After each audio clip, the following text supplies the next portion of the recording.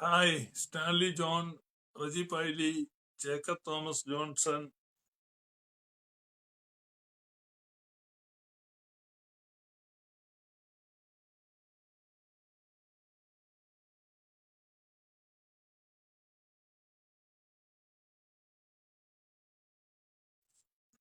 Blasan Koni, Lalikutti Varghese, Atul Devastia, Eldos Kuryani Akavakaran, Arun, William Matthew, Vinu Joseph, Jisu Joseph,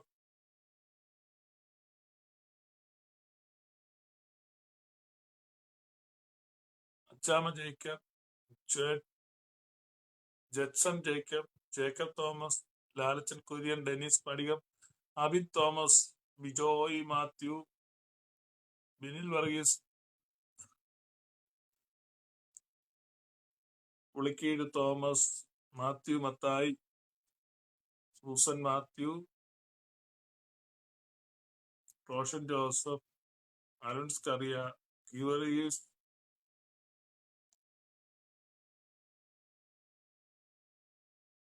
Blasan Koni, Alphas Anthony, Binu Abraham, Malangara Sabha, Maris Kutamid Sibi, Tangachan Vaila, Josh John, Nalpanal Thomas, Benny Daniel, Sibi Thomas, Shine Matthew, Vimal Thomas, Jijo Joseph, Bluspin MK, Grayson JV.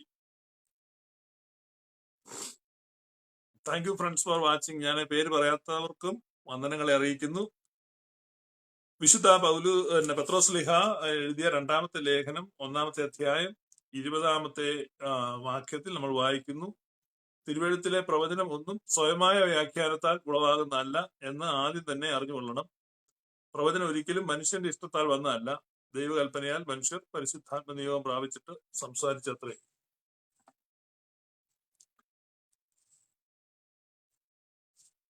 ഇപ്പം ദൈവത്തിന്റെ തിരുവെഴുത്തിലെ പ്രവചനങ്ങൾ അത് സ്വന്തമായ വ്യാഖ്യാനങ്ങൾക്ക് വേണ്ടി ഉള്ളതല്ല എന്ന് വളരെ വ്യക്തമായി തിരുവെഴുത്ത് നമ്മോട് പറയുക.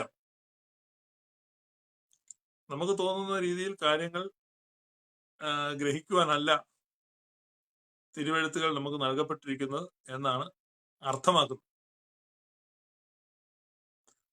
ഇത് ഒരു മടങ്ങിപ്പോക്കിന്റെ സീസണാണ്. ധാരാളം റിപ്പോർട്ടുകൾ നമുക്ക് പല ഭാഗത്തു നിന്ന് കിട്ടിക്കൊണ്ടിരിക്കുകയാണ്. ആളുകൾ സത്യം മനസ്സിലാക്കുക. എന്നെ കേട്ടുകൊണ്ടിരിക്കുന്ന പെന്തക്കോസ്ത് വിഭാഗത്തിൽ പെട്ടിട്ടുള്ള വിശ്വാസികളും ശുശ്രൂഷകന്മാരും ദയവായി ശ്രദ്ധിക്കുക. കഴിഞ്ഞ ചില വർഷങ്ങളായി ഓൺലൈനിൽ നടക്കുന്ന ഈ ഓൺലൈനിൽ നടക്കുക എന്ന് പറഞ്ഞാൽ എന്തോ ഒരു കുറഞ്ഞ കാര്യമല്ല. കാരണം വളരെ വേഗം അധികം ആളുകളിലേക്ക് എത്തുന്ന രീതിയിലുള്ള സംവാദങ്ങളും ചർച്ചകളും ഒക്കെയാണ് ഓൺലൈനിൽ നടക്കുന്നത്. അതിന്റെ ഇമ്പാക്റ്റ് വളരെ വലുതാണ്. ഈ ഓൺലൈനിൽ നടക്കുന്ന ഈ സംവാദങ്ങളും ചർച്ചകളും സൂക്ഷ്മമായി നിരീക്ഷിച്ചിട്ട് ക്രിസ്തീയ വിശ്വാസം വളരെ അധികം അപകടത്തിലേക്ക്, കാരണം ക്രിസ്തീയ വിശ്വാസം അനേകർ ഉപേക്ഷിക്കുന്നതായിട്ട് എനിക്ക് നേരിട്ട് മനസ്സിലായി. അപ്പൊ അതിന്റെ കാരണം ഞാൻ അന്വേഷിച്ചപ്പോഴാണ്, പലപ്പോഴും സൂചിപ്പിച്ചിട്ടുള്ളതാണ്, ഞാൻ യഥാർത്ഥ സുവിശേഷമല്ല നമ്മൾ പ്രസംഗിക്കുന്നത് എന്ന് മനസ്സിലായത്. കാരണം യുക്തിവാദികളുടെയും ഇസ്ലാമിസ്റ്റുകളുടെയും ഒക്കെ ചോദ്യങ്ങൾക്ക് മുമ്പിൽ നമ്മളുടെ യുവജനങ്ങൾ പതറിപ്പോകുന്നു, അവർക്ക് ഉത്തരമില്ലാതെയാകും. പലരും വിശ്വാസം വിടുവാനോ അല്ലെങ്കിൽ ഇതര വിശ്വാസത്തെ പുൽകുവാനോ നിർബന്ധിതരാകുന്നു. അപ്പൊ അങ്ങനെ ക്യാമ്പസുകളിലേക്ക് അയക്കുന്ന നിങ്ങളുടെ യുവജനങ്ങളെ നിങ്ങൾ എന്ത് എക്യുപ്പ് ചെയ്താണ് അയക്കുന്നത്? എന്ത് എക്യുപ്പ് ചെയ്ത്? ഇപ്പം ആളുകളെ തിരിച്ചയക്കുക, ഇതൊക്കെ ഒരു വളരെ തെറ്റിദ്ധാരണയുണ്ട്. What are we doing?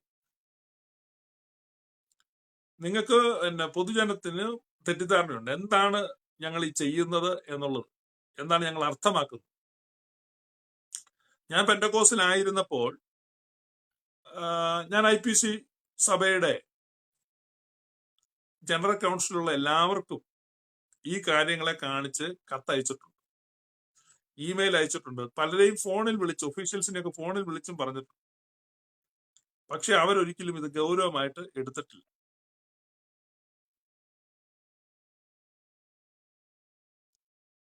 ഒരു ശരാശരി ക്രിസ്തീയ യുവാവ് അല്ലെങ്കിൽ യുവതി, അതെല്ലാ സഭകൾക്കും ബാധകമാണ് ഞാൻ ഈ പറയുന്ന കാര്യം.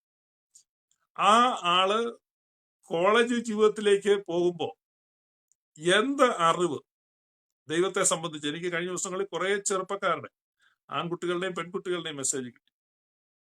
അതിൽ യുക്തിവാദത്തിലേക്ക് പോയ ഒരു പെൺകുട്ടിയുടെ കത്തുണ്ട്, ഇസ്ലാം മതം സ്വീകരിക്കുന്നതിന്റെ വക്കിലെത്തി നിൽക്കുന്ന ഒരു പെൺകുട്ടിയുടെ കത്തുണ്ട്. ഈ കത്തുകളെല്ലാം ഞാൻ ഗ്ലോറിയസ് ഗോസ്പൽ ഗ്രൂപ്പിലൊക്കെ ഷെയർ ചെയ്തിട്ടുണ്ട്. കത്തുകൾ അവരുടെ ഫോൺ നമ്പർ മാറ്റിയിട്ട് ഷെയർ ചെയ്തിട്ടുണ്ട്. അപ്പൊ അവരെഴുതിയിരിക്കുന്നത് ഗ്ലോറിയസ് ഗോസ്പൽ അവർക്ക് ജീവിതം തിരിച്ചു കൊടുത്തു. കാരണം വെച്ചാൽ ലോജിക്കൽ, യുക്തിസഹമായ, യുക്തിപരമായി ബോധ്യം വരുത്തുന്ന ഒരു സുവിശേഷം. ഇത് ചോദ്യങ്ങൾക്ക് ഉത്തരമില്ല. അപ്പൊ അതുകൊണ്ട് എന്നെ കേട്ടുകൊണ്ടിരിക്കുന്ന പെന്റക്കോസ്ത് വിശ്വാസികളും പാസ്റ്റർമാരും, ഞാന് മറ്റ് സഭകളുടെ കാര്യത്തിലേക്ക് വരുന്നുണ്ട്. അപ്പൊ പെന്റക്കോസ്ത് വിശ്വാസികളും പാസ്റ്റർമാരും ഒരു കാര്യം ശ്രദ്ധിക്കുക, എന്നോടുള്ള വിരോധമൊക്കെ നിങ്ങൾ മാറ്റിവെക്കുക, അതങ്ങ് മറക്കുക. അതൊക്കെ ഈ താൽക്കാലികമായിട്ട് ചെറിയ ശണ്ടയൊക്കെ ആയിരുന്നു. എന്നോട് വിരോധിച്ചിട്ട് നിങ്ങൾക്ക് യാതൊരു പ്രയോജനം ഉണ്ടാകത്തില്ല എന്ന് ഞാൻ പിന്നെയും പറയും. നിങ്ങൾ അത് മാറ്റി വെച്ചിട്ട് നിങ്ങൾ പ്രസന്റ് ചെയ്യുന്ന സുവിശേഷം എന്താണെന്ന് ഈ വർഷത്തിന്റെ അവസാനം, നിങ്ങൾ ഈ അതും ഇതുവരുന്ന് ചിന്തിക്കാതെ ഈ വർഷത്തിന്റെ അവസാനം നിങ്ങളൊന്ന് ചിന്തിക്കും. നിങ്ങൾ എന്താണ് പ്രസന്റ് ചെയ്യുന്നത്? നിങ്ങളുടെ കോൺഗ്രിഗേഷനോട് ഇന്ന് ചോദിക്കുക, സുവിശേഷം എന്ന രീതിയിൽ നിങ്ങൾ എന്താണ് ഗ്രഹിച്ചിരിക്കുന്നത്, എന്താണ് മനസ്സിലാക്കിയത്? ഞാൻ പറഞ്ഞുതരാം എന്താണ്. എനിക്ക് 25 വർഷത്തെ 1/4 നൂറ്റാണ്ട് എക്സ്പീരിയൻസ് പെന്റക്കോസ്റ്റിലുണ്ട്. അതുകൊണ്ടാണ് ഞാൻ പറയുന്നത്. മനസ്സിലാക്കിയിരിക്കുന്നത് എന്താണെന്ന് വെച്ചാൽ, നമ്മുടെ ദൈനംദിന ജീവിതത്തിൽ പല പ്രതികൂലങ്ങളും പ്രയാസങ്ങളും ബുദ്ധിമുട്ടുകളും ഒക്കെ വരും. അപ്പം അതിനെ അതിജീവിക്കുവാനുള്ള ഒരു ആത്മീക സഹായം, സ്പിരിച്വൽ ഹെൽപ്പ്, പ്രത്യേകിച്ച് കേരളത്തിന്റെ പരിതസ്ഥിതിയിൽ കൂടോത്രം വളരെ ശക്തമാണ്. കാരണം ആരും കൂടോത്രം, അമ്മായി കൂടോത്രം ചെയ്യും, അളിയൻ കൂടോത്രം ചെയ്യും, അയലക്കംകാരൻ കൂടോത്രം ചെയ്യും. ആ നോക്കി നിൽക്കുന്നവരെല്ലാം നമുക്കിട്ട് ഇങ്ങനെ, ഇത് മാത്രം കൂടോത്രം എവിടെ പോയി ചെയ്യുന്നത് എനിക്കറിയാം. ഇവരെല്ലാം കൂടോത്രം ചെയ്യാണ്. അവർ കൂടോത്രം ചെയ്തു നമ്മുടെ തെക്കേപ്പുറത്ത് കുഴിച്ചിട്ടു, മറ്റൊരു കൂടോത്രം ചെയ്തു വടക്കേപ്പുറത്ത് കുഴിച്ചിട്ടു. ഇങ്ങനെയുള്ള ഈ കൂടോത്രവും കൂടും എല്ലാം കൂടി ഇരുന്നിട്ട് അപ്പൊ നമുക്ക് മുന്നോട്ട് പോകാൻ ഒരു ഗതിയില്ല. അപ്പൊ മുന്നോട്ട് വിടുകയില്ല എന്ന് വാദിച്ച് പോരാടി ആടി നിൽക്കുന്ന ആ ശക്തിയെ അതിജീവിക്കാൻ നമുക്ക് പെന്റക്കോസ്റ്റിൽ പോയേ പറ്റും. It's a matter of our very existence. നമ്മുടെ നിലനിൽപ്പിന്റെ ഒരു പ്രശ്നമാണ്. പിന്നെ നമുക്ക് ജോലി കിട്ടാനേ, കൂലി കിട്ടാനേ, പ്രൊമോഷൻ കിട്ടാനേ, അഡ്മിഷൻ കിട്ടാനേ, ജയിക്കാനേ, തോക്കാതിരിക്കാനേ, ഇങ്ങനെയുള്ള പല പല പല വിഷയങ്ങളാണ്. അപ്പൊ ഇതിനൊക്കെയുള്ള ഒരു supernatural help, extraterrestrial helping ഹാൻഡിന് വേണ്ടിയാണ് പല ആളുകളും ഈ പെന്റക്കോസ്റ്റിൽ നിൽക്കുന്നത്. എന്നെ കേൾക്കുന്ന പെന്റക്കോസ്റ്റിൽ അല്പമെങ്കിലും സുബോധം അവശേഷിച്ചിട്ടുള്ളവർ, നിങ്ങൾ ചെക്ക് യുവർസെൽഫ്, ആണോ അല്ലയോ? എത്ര ദയനീയമായ അവസ്ഥയാണ്, എത്ര ദയനീയമായ അവസ്ഥയാണ്. അപ്പൊ അതിനെ മുതലെടുക്കുകയാണ്, ചൂഷണം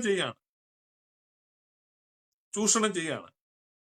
ഇപ്പൊ ഈ മണറാട് പള്ളിയിലോ പുതുപ്പള്ളി പള്ളിയിലോ അപ്പൊ അങ്ങനെയുള്ള പള്ളിയിലൊക്കെ ആളുകൾ പോയി നേർച്ചകളും കാഴ്ചകളും, അപ്പൊ അതിനെയൊക്കെ പരിഹസിക്കുന്നുണ്ട് പെന്റക്കോസ്റ്റുകാർ.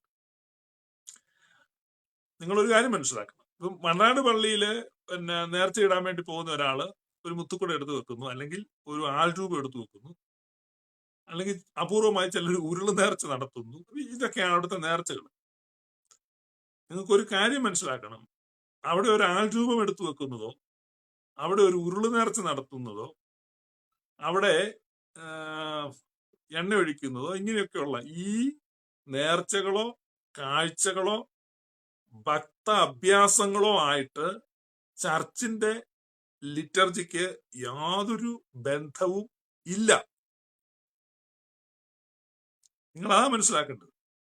അതായത് ഈ പറയുന്ന ഈ യാക്കോബ പള്ളിയിൽ എന്ത് നടന്നാലും, ഇപ്പൊ കഴിഞ്ഞ ദിവസം എന്നോട് ഒരാൾ പറഞ്ഞു, പുതുപ്പള്ളി പള്ളിയില് കോഴി വെട്ടുന്നു. പെന്തക്കോസ്തുകാർ പറഞ്ഞു എന്നോട് പരാതി, പുതുപ്പള്ളി പള്ളി കോഴി വെട്ടുന്നു. അപ്പൊ ഞാൻ ചോദിച്ചു, പെന്തക്കോസ്തുകാർ കോഴിയെ വെട്ടാതെയാണോ കഴിക്കുന്നത്? ഈ പെന്തക്കോസ്തുകാർ കോഴിയെ പപ്പും കൂടെ അടക്കം വിഴുങ്ങാണ്. എന്താ നിങ്ങൾ ചെയ്യുന്നത്? അപ്പൊ പിന്നെ ഉത്തരവില്ല, കാരണം കോഴി വെട്ടുന്നു എന്ന് പറഞ്ഞു കഴിഞ്ഞാല് ഈ പുതുപ്പള്ളി പള്ളി കോഴി വെട്ടുന്ന അവിടെ കുരുതിയൊന്നും അല്ല നടക്കുന്നു.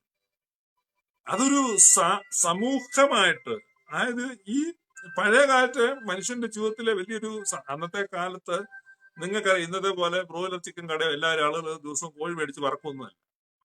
അത് അവന്റെ പള്ളിയിലെ പെരുന്നാളിന് ഒരുമിച്ച് കൂടുകയാണ്. ഇപ്പൊ പെന്തക്കോസ്തുകാർക്ക് അത് മനസ്സിലാണെങ്കിൽ നിങ്ങളുടെ മാസയോഗത്തിന് തലേ ദിവസം, മാസയോഗം നടക്കുന്ന ആ സ്ഥലത്ത് തലേ ദിവസം നിങ്ങൾ എല്ലാം കൂടെ കൂടും.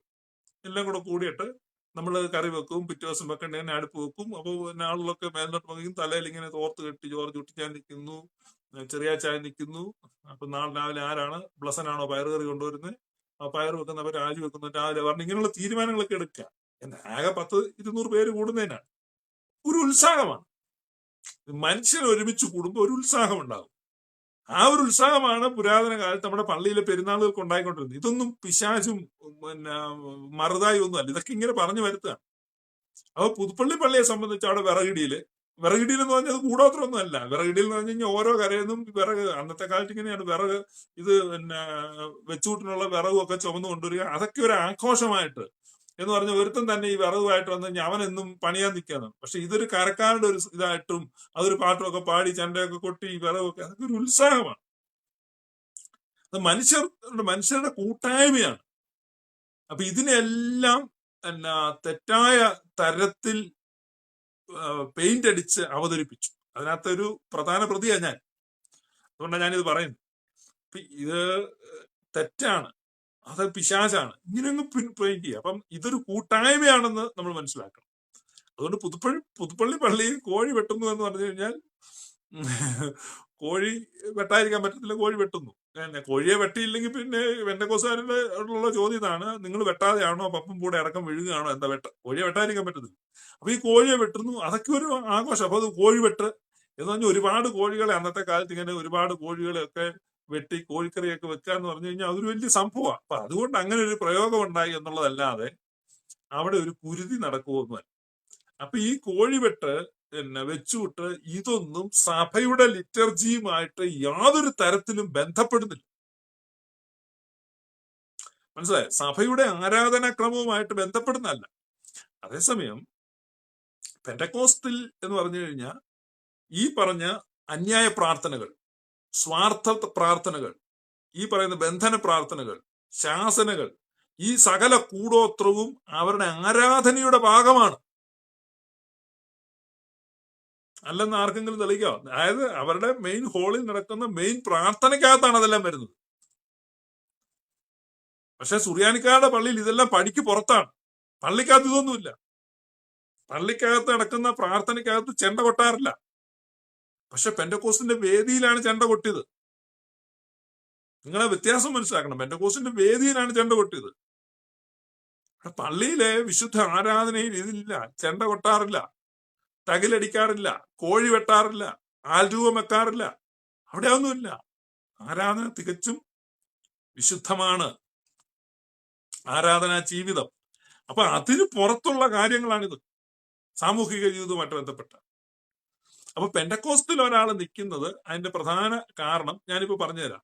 പെന്തക്കോസ്തിൽ ഒരാൾ നിൽക്കുന്നതിന്റെ പ്രധാന കാരണം അവന്റെ ബന്ധുക്കളും മിത്രങ്ങളും അയൽവാസികളും എല്ലാം നിരന്തരമായിട്ട് അവനെതിരെ കൂടോത്രം ചെയ്തുകൊണ്ടിരിക്കുകയാണ്. അപ്പൊ അതിനെ എതിർക്കുവാൻ, അതിനെ അതിജീവിക്കുവാൻ, അവന് നിലനിൽക്കുവാൻ ഇതിനകത്ത് പോകണം. സ്പിരിച്വൽ കോസ് അല്ല, ആത്മീക കാരണമല്ല. അത് നമ്മൾ മനസ്സിലാക്കുക. ആത്മീക കാരണമല്ല. ഇപ്പൊ ദൈവശാസ്ത്ര ബോധ്യങ്ങളിൽ, അപ്പൊ ഞാൻ ഈ പറഞ്ഞു വന്നത്, അപ്പൊ ദൈവശാസ്ത്ര ബോധ്യങ്ങളിൽ നമ്മുടെ ചെറുപ്പക്കാർ എത്രമാത്രം എക്യുപ്ഡാണ്. അതുകൊണ്ട് എന്നെ കേൾക്കുന്ന ചിന്താശേഷി മരവിച്ചിട്ടില്ലാത്ത ഓരോ പെന്തക്കോസ്ത് വിശ്വാസിയും പാസ്റ്റർമാരും ഇന്ന് ചിന്തിക്കണം. ഈ വർഷത്തിന്റെ അവസാന മണിക്കൂറുകളിലേക്ക് എത്തിയിരിക്കുമ്പോൾ ചിന്തിക്കണം, നിങ്ങൾ കഴിഞ്ഞ നാളുകളിൽ നിങ്ങളുടെ ചെറുപ്പക്കാരെ എന്താണ് പഠിപ്പിച്ചത്, എന്താണ് എക്യുപ്പ് ചെയ്തത്, എന്ത് ദൈവശാസ്ത്രമാണ്? അവര് കോളേജിലേക്ക് പോകുന്ന ആളുകളാണ്. അപ്പൊ അവർ കോളേജുകളിലേക്ക് ചെല്ലുമ്പോൾ അവരവിടുന്ന് അഭിമുഖീകരിക്കാൻ പോകുന്ന ചോദ്യങ്ങൾ യുക്തിവാദികളുടെ ചോദ്യങ്ങളും ഇസ്ലാമിസ്റ്റുകളുടെ ചോദ്യങ്ങളുമാണ്. ആ ചോദ്യങ്ങളെ അഭിമുഖീകരിക്കുവാൻ, ഉത്തരം നൽകുവാൻ അതിനുള്ള കെൽപ്പ് നിങ്ങളുടെ വിദ്യാർത്ഥികൾക്കുണ്ടോ? നിങ്ങളിപ്പോഴും ഇവരെ വിളിച്ചിട്ട് ഈ കാക്കയും പൂച്ചയൊക്കെ വിളിച്ചിട്ട് പിന്നെ ദാവീദ് ഒളിച്ചിരുന്നതും കുളി കണ്ടതും പിന്നെ കുറച്ച് നാട്ടുകാരുടെ കുറ്റവും കേൾക്കുക. നിങ്ങളുടെ കൺവെൻഷനിൽ പോലും അതാണ്. അപ്പൊ യുക്തിഭദ്രമല്ലാത്ത, അടിസ്ഥാനമില്ലാത്ത ഉപദേശങ്ങൾ. ഇനി അടുത്തത് ഇപ്പൊ നമ്മള് സുറിയാനിക്കാരുടെ കാര്യങ്ങളിലേക്ക് വന്നാലും സ്ഥിതി ഒട്ടും ആശാവഹമല്ല. അവരുടെ കൺവെൻഷനുകളിലും വെസ്റ്റേൺ തിയോളജിയാണ് കേൾക്കുന്നത്. വെസ്റ്റേൺ തിയോളജി എന്ന് പറഞ്ഞു കഴിഞ്ഞാൽ ഇല്ലോജിക്കൽ ആയിട്ടുള്ള തിയോളജി, ലോജിക്കില്ലാത്ത, അടിസ്ഥാനമില്ലാത്ത ദൈവശാസ്ത്രമാണ് സുവിശേഷ പ്രസംഗങ്ങളിൽ മുഴങ്ങുന്നതായിട്ട് ഞാൻ കേൾക്കുന്നത്. വളരെ അപൂർവം ആളുകളാണ് പ്യുവർ ഓതന്റിക് ഗോസ്പൽ പറയുന്നത്. അപ്പൊ അവരും ശ്രദ്ധിക്കണം. അവരുടെ ലിറ്റർജിയിൽ മറഞ്ഞു കിടക്കുന്ന അതിശ്രേഷ്ഠമായിരിക്കുന്ന ദൈവശാസ്ത്രം,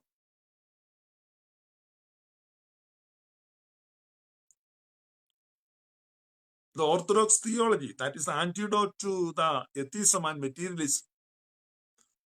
അപ്പൊ ഭൗതികവാദത്തിനും യുക്തിവാദ ചിന്തകൾക്കും നിരീശ്വരവാദത്തിനും ഫലപ്രദമായ മറുമരുന്ന് ഓർത്തഡോക്സ് ദൈവശാസ്ത്രമാണ്. പാശ്ചാത്യ ദൈവശാസ്ത്രം നിരീശ്വര ചിന്തകളെയും യുക്തിചിന്തകളെയും പ്രൊട്ടസ്റ്റന്റിനിസത്തെയും പ്രസവിക്കുകയാണ് ചെയ്തത്. ഇപ്പൊ പാശ്ചാത്യവും പൗരസ്ത്യവുമായ ചിന്താധാരകളായിട്ട് ക്രിസ്തീയ സഭയുടെ ഫിലോസഫി പിരിഞ്ഞപ്പോൾ പാശ്ചാത്യ വിഭാഗത്തിൽ നിന്നാണ് എന്തുണ്ടായത്? നാശകരമായ മതഭേദങ്ങൾ മുഴുവൻ ഉണ്ടായത്.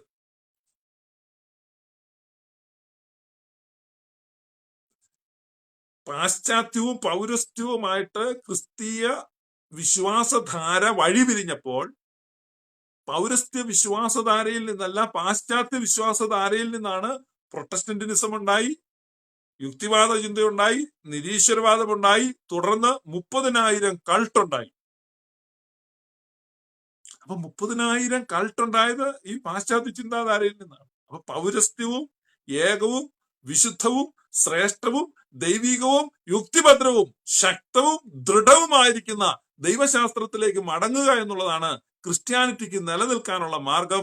That is the final resort of Christianity. അതാണ് ഞാൻ കണ്ടിന്യൂസ് ആയിട്ട് പറഞ്ഞുകൊണ്ടിരിക്കുന്നത്. അപ്പൊ ഏർലി ചർച്ച് ഫാദേഴ്സിലേക്ക് നിങ്ങൾ മടങ്ങുക. ഇത് പെന്റക്കോസ്തുകാർക്കും ബാധകമാണ്. നിങ്ങൾ എന്നോട് പണങ്ങണ്ട. നിങ്ങൾക്ക് നിങ്ങളുടെ ഫ്യൂച്ചറിന്, നിങ്ങളുടെ ജനറേഷനും നിലനിൽക്കണമെങ്കിൽ നിങ്ങൾ ഈസ്റ്റേൺ തിയോളജിയിലേക്ക് മടങ്ങുക. നിങ്ങൾ നിങ്ങളുടെ പെന്റക്കോസ്ത് സഭകളെല്ലാം പിരിച്ചു വിടണമെന്നൊന്നും അല്ല ഞാൻ ഈ പറയുന്നത്. ഞാൻ നിങ്ങളോട് പിണങ്ങുന്നില്ല.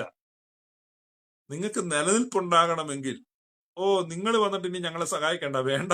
പക്ഷെ ഫ്യൂച്ചർ, കാരണം 30 വർഷം മുമ്പ് യൂറോപ്പ് എന്തായിരുന്നോ, എങ്ങനെയായിരുന്നോ, അതാണ് ഇന്നത്തെ കേരളം. വ്യക്തമായിട്ട് അറിയാവുന്ന ഒരാളാണ് ഈ പറയുന്നത്. 30 വർഷം മുമ്പ് യൂറോപ്പ് എങ്ങനെയായിരുന്നോ, എന്തായിരുന്നോ, അതാണ് ഇന്നത്തെ കേരളം. യൂറോപ്പ് ഇന്നത്തെ സ്ഥിതിയിലെത്താൻ 30 വർഷം എടുത്തെങ്കിൽ ഇന്നത്തെ യൂറോപ്പിന്റെ സ്ഥിതിയിലേക്ക് കേരളം എത്താൻ 10 വർഷം മതി. കാരണം സ്പീഡ് കൂടി. ഒന്നുകൂടെ പറയാം, 30 വർഷം മുമ്പ് യൂറോപ്പ്, എല്ലാ ക്രിസ്തീയ നേതാക്കന്മാരും ചെവി തുറന്ന് കേൾക്കുക, 30 വർഷം മുമ്പ് യൂറോപ്പ് എന്തായിരുന്നോ, എങ്ങനെയായിരുന്നോ, അതാണ് ഇന്നത്തെ കേരളം. ഇന്നത്തെ യൂറോപ്പിന്റെ അവസ്ഥയിലേക്ക് യൂറോപ്പ് എത്തിച്ചേരാൻ 30 വർഷം എടുത്തെങ്കിൽ ഇന്നത്തെ യൂറോപ്പിന്റെ അവസ്ഥയിലേക്ക് കേരളം എത്തിച്ചേരാൻ ഇനി ഒരു 30 വർഷം വേണ്ട, കേവലം 10 വർഷത്തിനകം ആ അവസ്ഥയിൽ എത്തിച്ചേരും.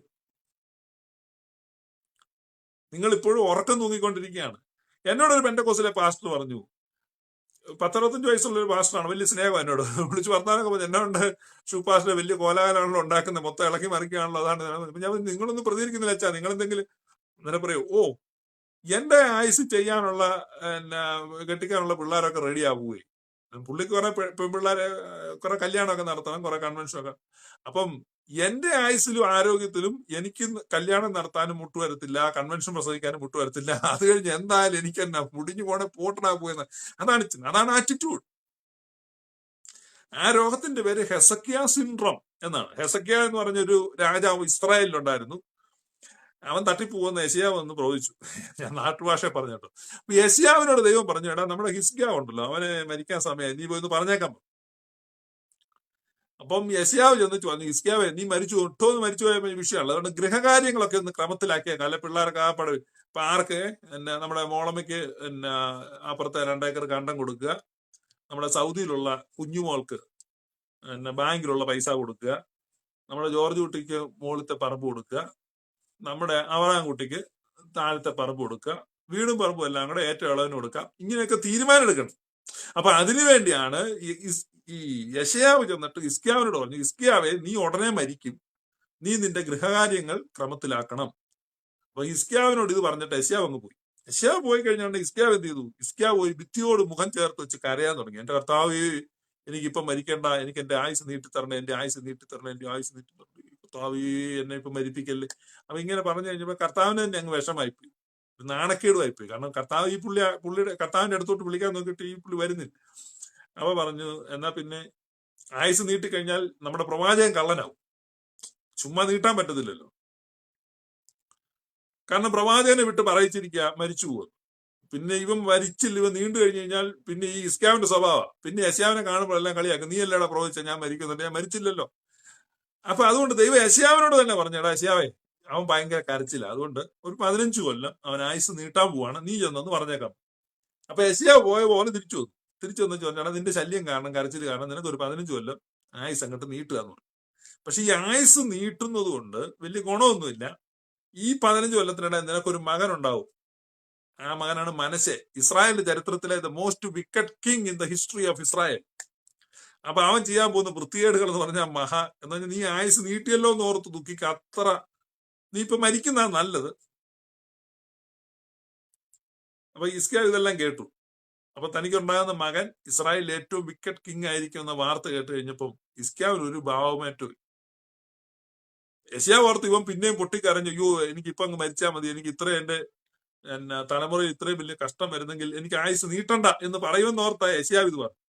അപ്പൊ ഹിസ്കിയാവ് പറയാ, അത് സാരമില്ല, എന്റെ ആയുസിൽ കുഴപ്പമൊന്നുമില്ല, എന്റെ ആയുസിൽ കുഴപ്പമില്ല. എന്നാലും ഇപ്പം 15 കൊല്ലം എനിക്ക് ആയുസുള്ളത്. എനിക്കൊരു മകനുണ്ടായി, അവൻ മുതിർന്ന് വൃത്തികേട് കാണിക്കാൻ തുടങ്ങുന്നതിന് മുമ്പ് ഞാനങ്ങ് കടന്നു പൊക്കോളൂ. അപ്പൊ എന്റെ ആയുസിൽ കുഴപ്പം എനിക്ക് ഉണ്ടാകത്തില്ല. അതാ ചിന്ത. അങ്ങനെ ചിന്തിക്കുന്ന ചിന്തയുടെ പേരാണ് ഹെസക്കിയ സിൻഡ്രോം. അപ്പൊ കേരളത്തിലെ ക്രിസ്തീയ അധ്യക്ഷന്മാർക്ക് ബാധിച്ചിരിക്കുന്ന രോഗം ഇതാണ്, ഹെസക്കിയ സിൻഡ്രോം. അവർ തലമുറകളെ പറ്റിയും ഭാവിയെ പറ്റിയും ചിന്തിക്കുന്നില്ല. അവരുടെ ആയുസ് സുഖകരമാക്കുക, ക്ഷേമകരമാക്കുക, ഉല്ലാസപ്രദമാക്കുക, ആനന്ദപ്രദമാക്കുക, സുരക്ഷിതമാക്കുക, ഇതൊക്കെയാണ് അവരുടെ ചിന്ത. അപ്പൊ ഹെസക്കിയയെ ബാധിച്ചിരിക്കുന്ന, ഹെസക്കിയയുടെ ബാധിച്ച ആ ചിന്ത ഹെസക്കിയ സിൻഡ്രോം ബാധിച്ചിരിക്കുക.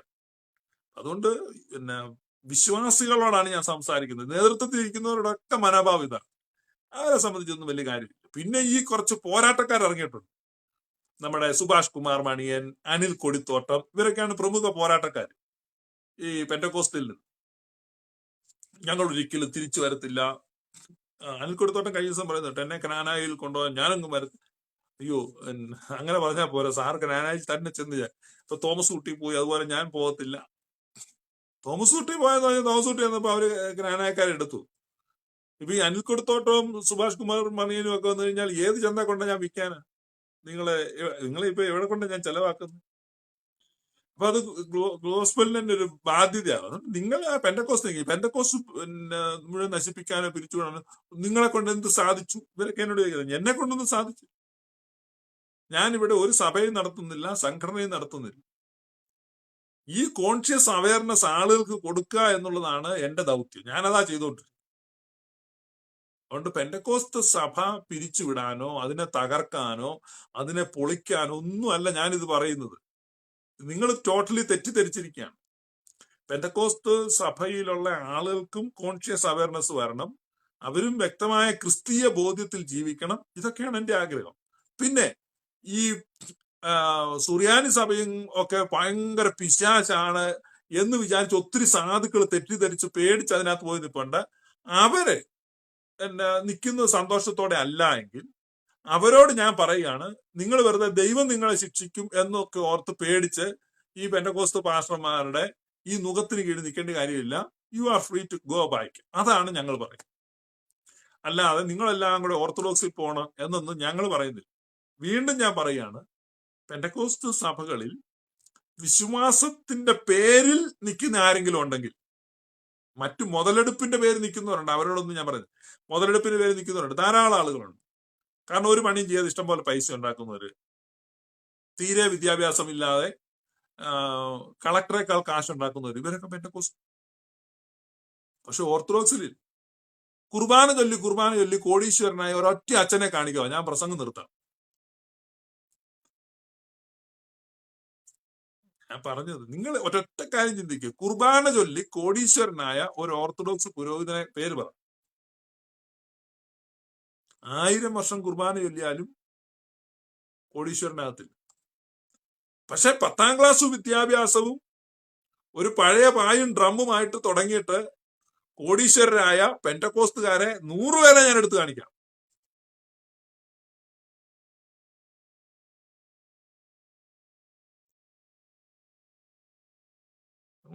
കുർബാന ചൊല്ലി കോടീശ്വരനായ ഒരച്ഛനും. പക്ഷെ പെന്തക്കോസ്ത് കറക്ക് കമ്പനിയിൽ കോടീശ്വരനാകാനുള്ള ഒരു സാധ്യതയുണ്ട്. 10 വർഷത്തിൽ താഴെ സമയം കൊണ്ട് കോടാനുകോടികൾ സമ്പാദിച്ച എത്രയോ പേര് കേരളത്തിലുണ്ട് ഈ സുവിശേഷം കൊണ്ട്. അപ്പൊ നിങ്ങൾക്ക് മനസ്സിലാവും. അപ്പൊ അവർക്ക് പൊള്ളും. അവരെനിക്കെതിരെ പ്രതിരോധം തീർക്കും. അവരെനിക്കെതിരെ വാലാട്ടുകൾ എഴുന്നേപ്പിച്ചു വിടും. പ്രത്യക്ഷത്തിൽ എനിക്കെതിരെ കുരയ്ക്കുന്നവരാരും കോടികൾ സമ്പാദിക്കുന്നില്ല, പക്ഷെ അവരുടെ ബാങ്ക് അക്കൗണ്ടിൽ കൃത്യമായി പണം വീഴുന്നുണ്ട്. നിങ്ങൾ മനസ്സിലാക്കണം, ഇതെല്ലാം പെയ്ഡ് ആൻഡ് സ്പോൺസേർഡ് ഡോഗ്സ് ആണ്. നിങ്ങൾ നോക്കുമ്പോൾ അയ്യോ സാധുവായ മനുഷ്യൻ സുവിശേഷത്തിന് വേണ്ടി കുരയ്ക്കുന്നു, അല്ല, അവരുടെ പുറകിൽ സ്പോൺസേഴ്സ് ഉണ്ട്. ഈ സുവിശേഷത്തിനെതിരായിട്ട്, അതായത് ഞാൻ ഉയർത്തിവിടുന്ന ഈ ആശയം നാളെ കേരളത്തിലെ ക്രിസ്തീയ മണ്ഡലങ്ങളിൽ അത് സ്വാധീനം ചെലുത്തിയാൽ ആരുടെ ബിസിനസ് ആണോ പൊട്ടുന്നത്, ആരുടെ കടകളാണോ പൂട്ടുന്നത്, അവര് ഈ പറയുന്ന ഫ്രണ്ടിൽ നിന്ന് കുറയ്ക്കുന്നവർക്ക് പണം കൊടുക്കുന്നുണ്ട്. ഇത് വലിയ രാഷ്ട്രീയമാണ് പ്രിയപ്പെട്ടവർ. നിങ്ങൾക്ക് ഇതൊന്നും മനസ്സിലാകത്തില്ല. നിങ്ങൾ സാധാരണ വിശ്വാസികൾ ഓർക്കുന്ന അയ്യോ ആ ദേവദാസ് അല്ല. ഇതിനകത്തെല്ലാം അന്തർധാര സജീവമാണ്. കൃത്യമായി പണം വാങ്ങിക്കൊണ്ടാണ് ഇവരിത് ചെയ്യുന്നത്.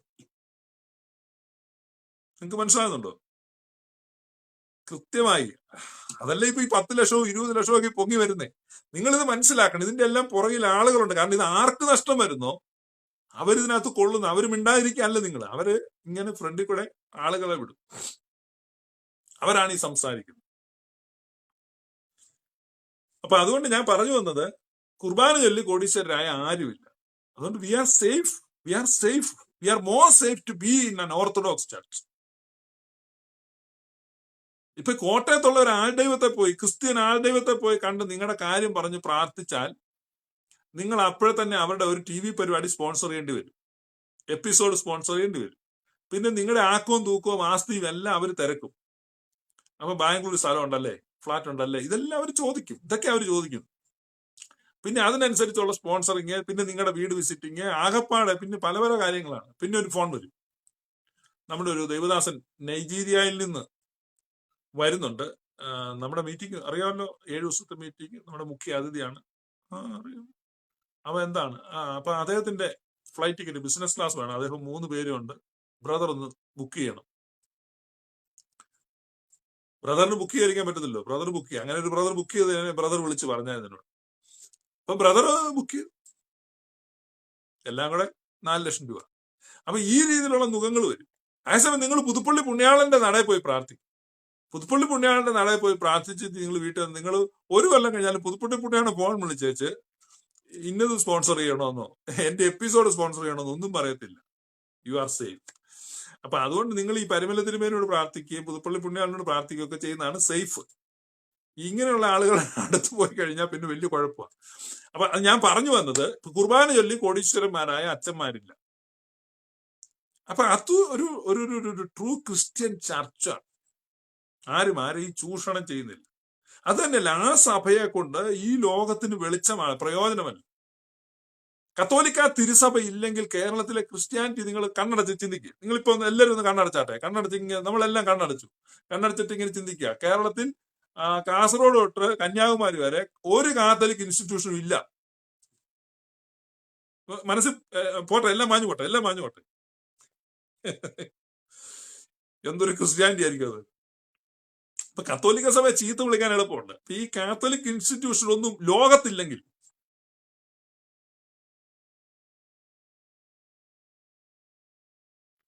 നിങ്ങൾ ഈ ഭൂമിയിൽ ഇല്ലായിരുന്നെങ്കിൽ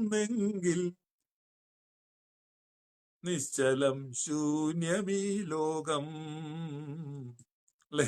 അപ്പൊ അവരില്ലെങ്കിൽ എന്താ? നമുക്ക് എളുപ്പമുണ്ട്. കന്യാസുകളെ ചീത്ത വിളിക്കാൻ എളുപ്പമുണ്ട്, അച്ഛന്മാരെ ചീത്ത വിളിക്കാൻ എളുപ്പമുണ്ട്, എല്ലാം വളരെ എളുപ്പമാണ്. പക്ഷെ അവരില്ലായിരുന്നല്ലോ. ക്രിസ്ത്യാനിറ്റിക്ക് ഇന്നത്തെ ഐഡന്റിറ്റി ഉണ്ടാവും. ഒരു ക്രിസ്തീയ വിഭാഗവും കേരളത്തിൽ ഇല്ല. അതാണല്ലോ പെന്തക്കോസ്തുകാരുടെ ആഗ്രഹം. പെന്തക്കോസ്തുകാർ മാത്രമേ ഉള്ളൂ. നിങ്ങൾ ഭാവനെ കാണുക. ഇനി എല്ലാരും നല്ലപോലെ ഒന്നുകൊണ്ട് ട്യൂൺ ചെയ്തട്ടെ. ഭാവന ഉണരട്ടെ. കൈ കൊട്ടണോ? ഉണരട്ടെ. എല്ലാവരുടെയും ഭാവന ഉണരട്ടെ. ഭാവന ഉണർന്നിട്ട് നമ്മൾ ചിന്തിക്കുക, മാർത്തോമക്കാരില്ല, ഓർത്തഡോക്സുകാരില്ല, യാക്കോബക്കാരില്ല, കത്തോലിക്കരില്ല, യാക്കോബായക്കാരില്ല, ഓർത്തഡോക്സുകാരെ കണി കാണാനുമില്ല. എന്റെ രാജ്യം ഇത് പെന്തക്കോസ്തു രാജ്യം. അപ്പൊ കേരളം പെന്തക്കോസ്തു മാത്രമേ ഉള്ളൂ. ഇപ്പൊ പെന്തക്കോസ്തുകാർ IPC, Sharon, assemblies of God, church of God, ഈ 4 കൂട്ടരാണ് കേരളത്തിലുള്ളത്. ബാക്കി ആരും ഇല്ല എന്നങ്ങ് ചിന്തിച്ചു. എന്തായിരിക്കും കേരളത്തിലെ ക്രിസ്ത്യാനിറ്റിയുടെ അവസ്ഥ?